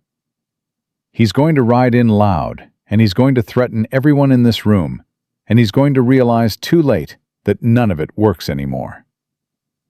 And his 2 men already in town? Ethan said. I'll handle them, Pruitt said. He stood and took his coat. I know where they'll be waiting. They don't know I've changed sides, because as far as Doyle is concerned, I never had a side. Just a man too scared to pick one. Something crossed his face. Brief and complicated. The expression of a man who had been calling himself a coward for 2 years and was about to stop. That changes today. He left. The room was quieter without him. Outside the window, the street had the ordinary Saturday motion of a town that did not know what was moving toward it from the south. Doyle on horseback. 2 hours of hard riding in cold weather, arriving into a world that had shifted entirely while he was in motion. Henry came away from the window and sat down beside Rose on the bench. Rose had finished her drawing and was holding it in both hands, studying it. Henry leaned over and looked at it. "That's our house," Henry said. "It's a house," Rose said. "It looks like ours, the one in Denver." "It's a different house," Rose said. She pointed to the line of fence in her drawing, the horses she had drawn beside it, the proportions that were entirely a 5-year-old's proportions, but were somehow absolutely clear about what they intended to be. "This one has more room." Henry looked at the drawing for a long moment. Then he looked at Ethan across the room. Ethan looked at the drawing. Rose held it out toward him, not offering it, presenting it, the same gesture she had used with her coat in the dark outside Dot's house. Deciding. Ethan crossed the room and took the drawing and looked at it. A house with windows, a fence, several horses that were more idea than anatomy, a line that might have been a mountain or a roof or the horizon, he couldn't tell. And in front of the house, drawn in the careful, deliberate strokes of a child who knew exactly what she was drawing, 6 figures, 2 tall, 4 small. He folded it carefully and put it in his coat pocket. Rose watched him do it. Then she went back to looking at the window. Maggie had recovered herself by degrees while the room moved around her. She accepted a cup of water from Roy's clerk. She let Clara rebraid her hair, which had come loose in the creek bed, without objecting, which Ethan had learned was a significant measure of her actual state. Maggie Harlow, in full control of herself, objected to most things done for her on the grounds that she could do them herself. She let Clara do it, and she sat still while her daughter's hands worked, and she looked at the sealed bundle on Roy's table with an expression that had no single name, but contained Thomas and 47 families, and 3 weeks of running, and the baby kicking her ribs, and a lawyer's careful hands stitching truth into a bag lining at a kitchen table the night before he died. "He would have wanted to be here for this," she said. "I know," Clara said. Her hands kept moving, steady and certain. "He was." Nobody argued with her. Sutton was sitting in the corner chair, apart from everyone else, his empty holster on his knee, his hands folded. He was not looking at anything in particular. He was doing the thing Ethan recognized. The accounting. Going over the numbers of a life, deciding what the columns added up to, whether the last entry changed the total in any meaningful way. Ethan understood that arithmetic. He had been running it for 14 years. "Sutton," he said. The man looked up. "The families," Ethan said. "The 47. When the federal proceeding moves forward, they get their land back?" "That's for the courts to determine," Roy said from the desk. "In your experience," Ethan said. Roy looked at the bundle. 42 pages of documented transactions with forged signatures and falsified procedural claims. Testimony from the displaced families themselves. A deputy's sworn account. A circuit judge's corruption laid out in sequential order going back 4 years. He paused. "In my experience, yes. It takes time. It takes the right judge in the federal circuit, and it takes follow-through. And none of it happens overnight. But yes." Frank Alderman's name was on one of those 42 pages. Frank, who had led them through a gap in a ridge that wasn't visible until you were 20 feet from it, who had touched Henry's shoulder once in the dark and said nothing, who had been waiting for this day for 18 months with a prepared wagon and a livery owner who asked no questions. Ethan thought about Frank learning the news, about what it would cost the man to believe it before he saw it made real. He thought about a lot of things in the 45 minutes between Roy sealing the documents and the sound of horses on the main street below. Jesse heard them first. He straightened at the window and his whole body changed. The shift from watchful to alert that happened when something moved from anticipated to present. 4 riders, Jesse said. South Road, moving fast. Roy was already on his feet. He picked up the sealed bundle and put it in the locked case behind his desk and pocketed the key. "Everyone stays in this room," he said. "No one goes to the window. No one opens the door unless I open it first." "I'm going downstairs," Ethan said. Roy looked at him. "Pruitt is handling the 2 men already in town," Ethan said. "If they're handled, Doyle rides in with 4 men and finds a federal marshal and a sheriff and 1 civilian who has been waiting for him. That's a statement." He held Roy's gaze. "If Pruitt runs into trouble and only one of his men is handled, Doyle rides in with reinforcement he doesn't know he has. That changes things." Roy considered this for 2 seconds. "You're not a lawman." "No," Ethan said. "I'm a doctor."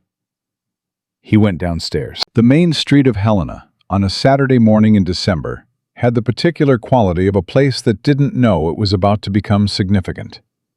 People moving with their ordinary business, the cold keeping everyone purposeful and brief. No one looking south, where 4 riders were coming in hard from the territorial road.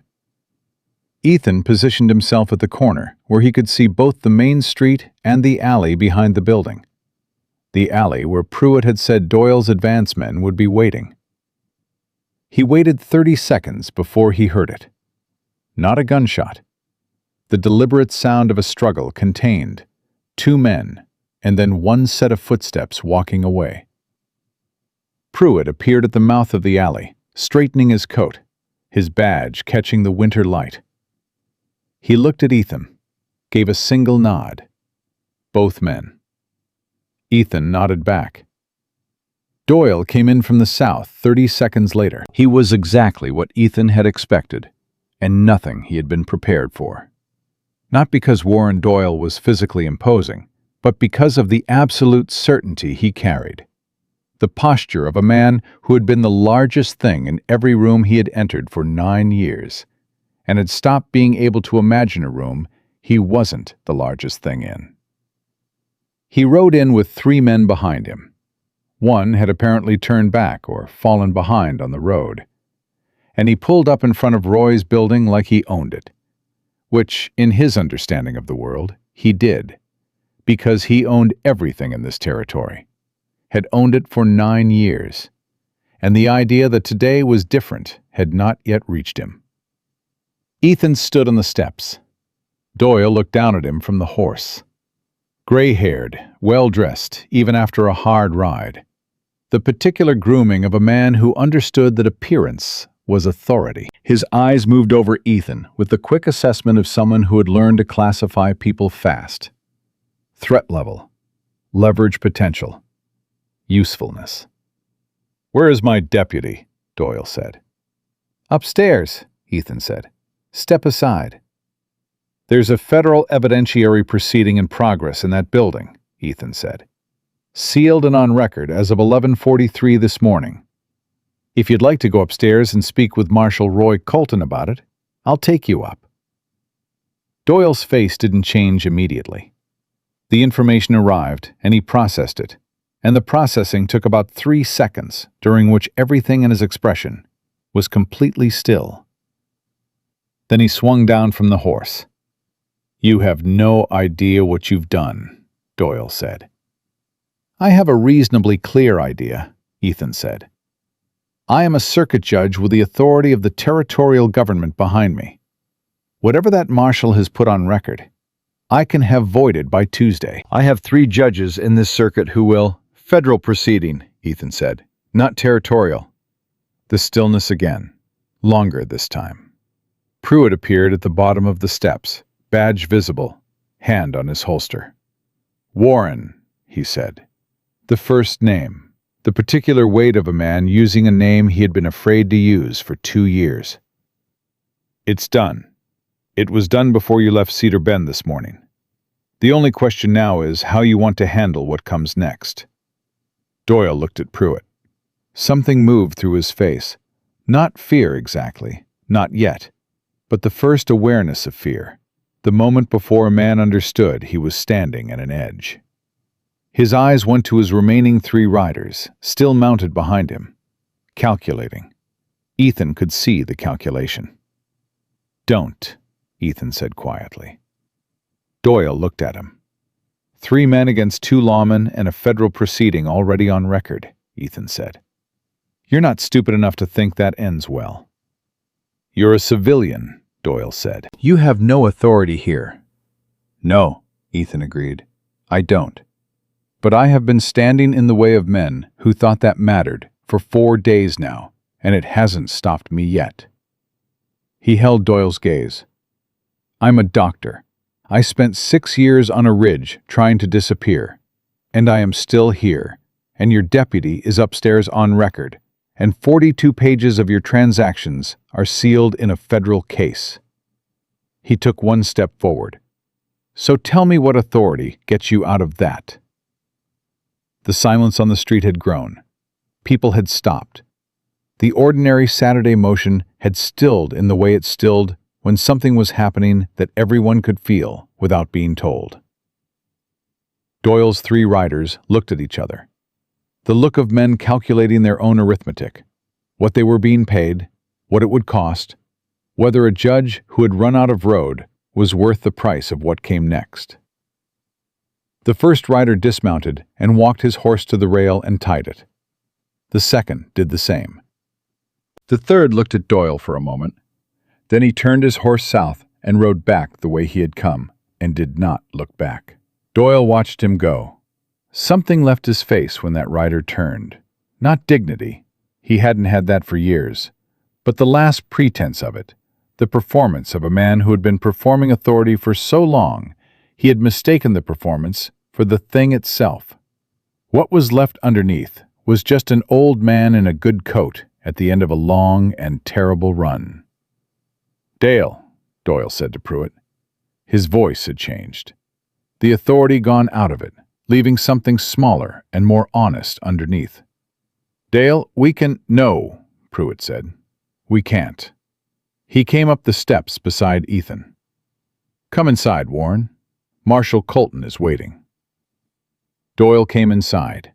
He walked up the stairs between Pruitt and Ethan, and he came through the door of Roy's office, and he stopped. The room was exactly as it was. Roy at his desk, Sutton in the corner, the children on the bench. Clara standing. Maggie at the table with her hands flat on the wood, and her chin up, and her brown eyes finding Doyle's the moment he came through the door, and holding them with the absolute steady gaze of a woman who had been running for 3 weeks from this man and had arrived finally at the place where she did not have to run any more. Doyle looked at Sutton. Wade, he said. Sutton looked at him from the corner chair, not with anger.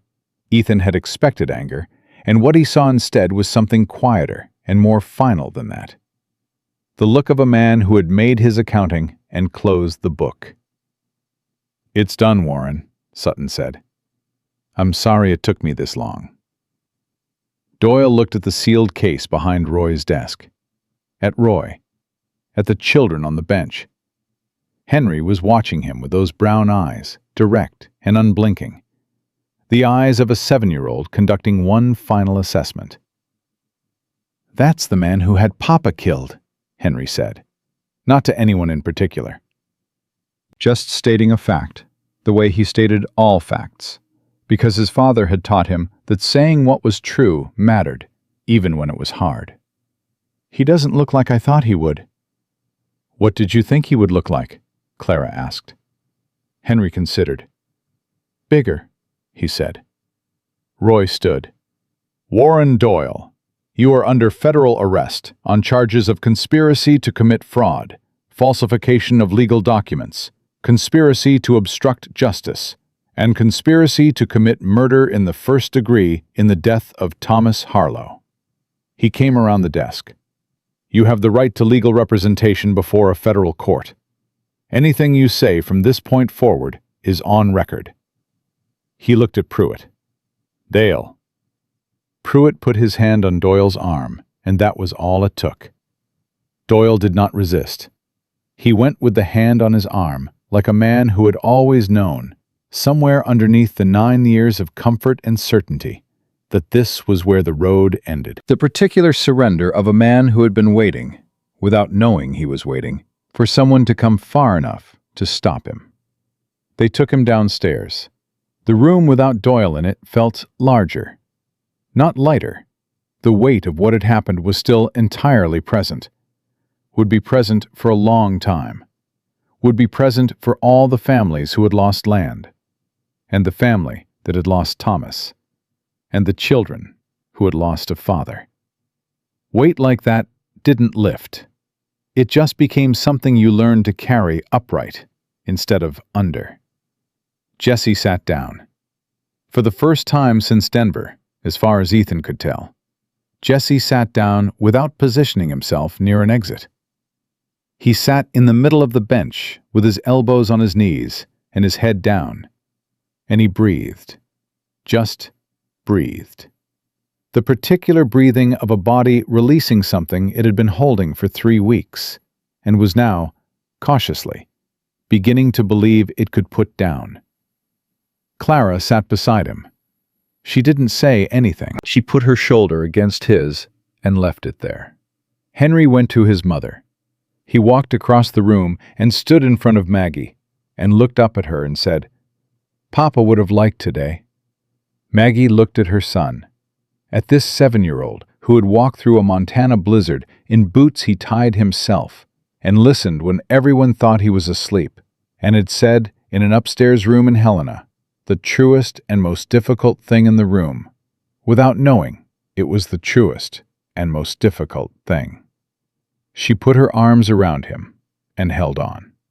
Henry patted her back, the gesture of a child comforting a parent, both instinctive and deliberate. "It's okay, Mama," he said. "Papa said it's okay." "Papa's not here, baby," Maggie said against his hair. "I know," Henry said. "But he told me things before. I'm just remembering them now." Rose climbed down from the bench and walked to her mother and brother and leaned against her mother's arm. Not crying. Rose had not cried once in 3 weeks, Ethan realized, and he did not know if that meant she was too young to fully understand, or if it meant she understood in a way that was beyond the reach of crying. She pressed her face against Maggie's sleeve and she hummed. The same song. The one that meant she wasn't scared anymore. Ethan stood at the window.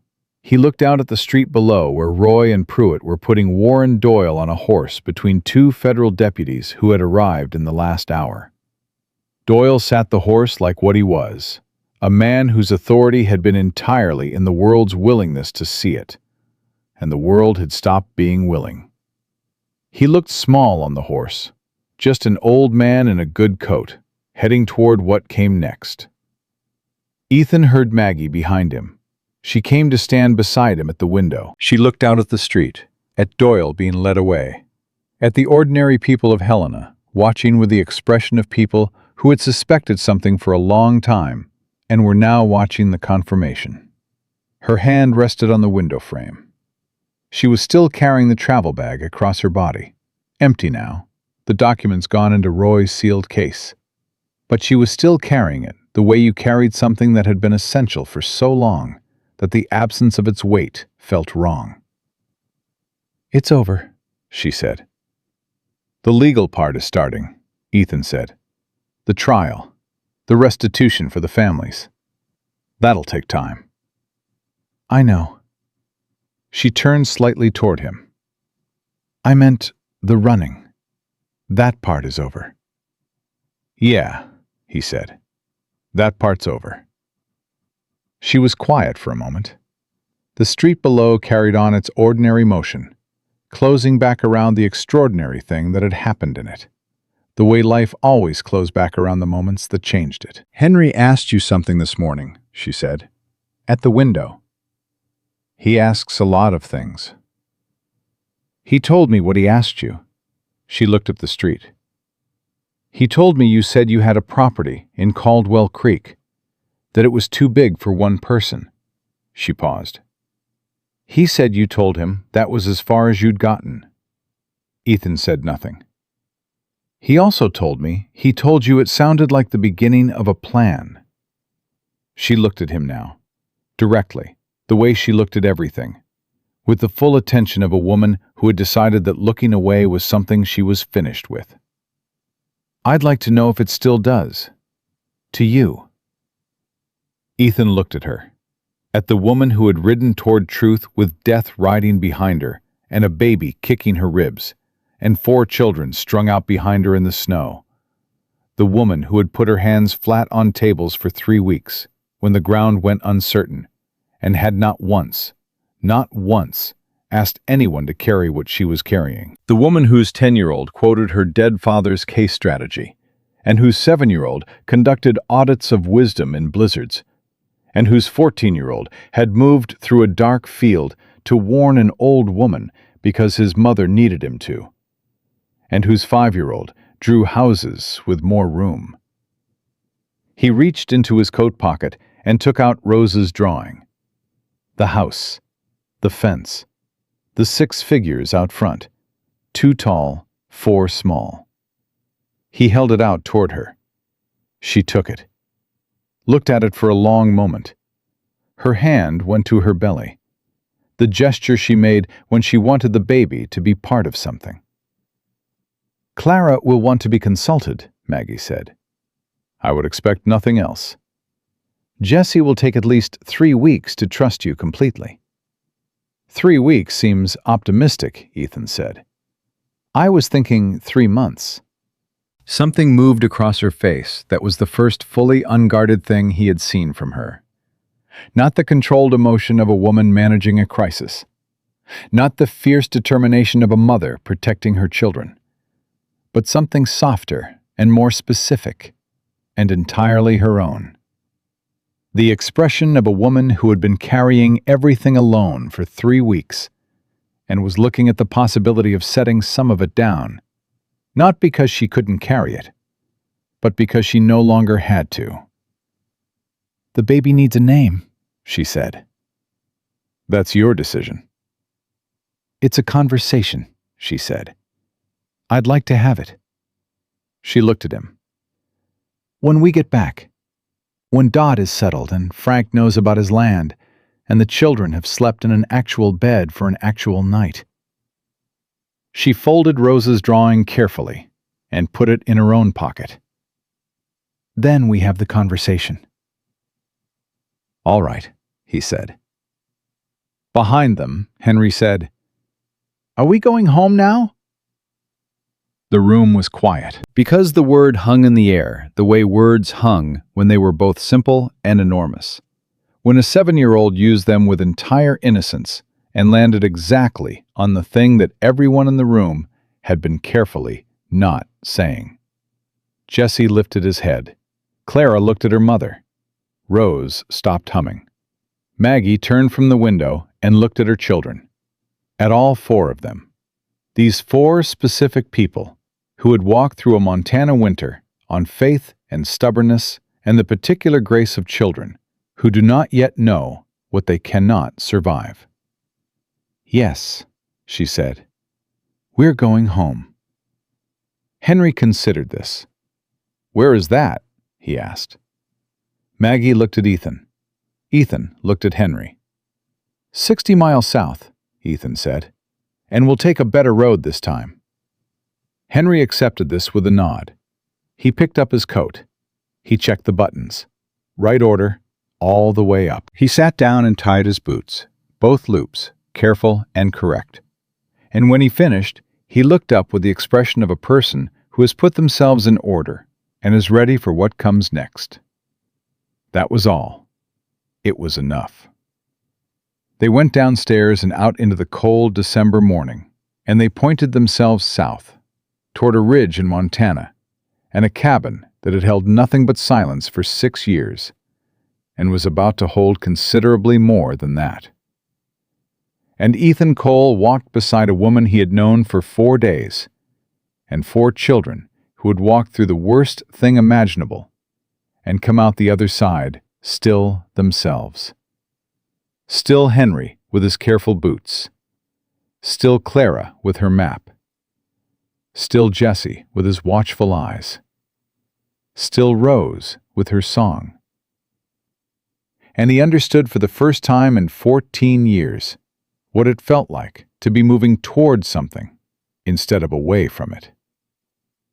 A man who has been looking away for long enough forgets that there is another direction. Ethan Cole had remembered.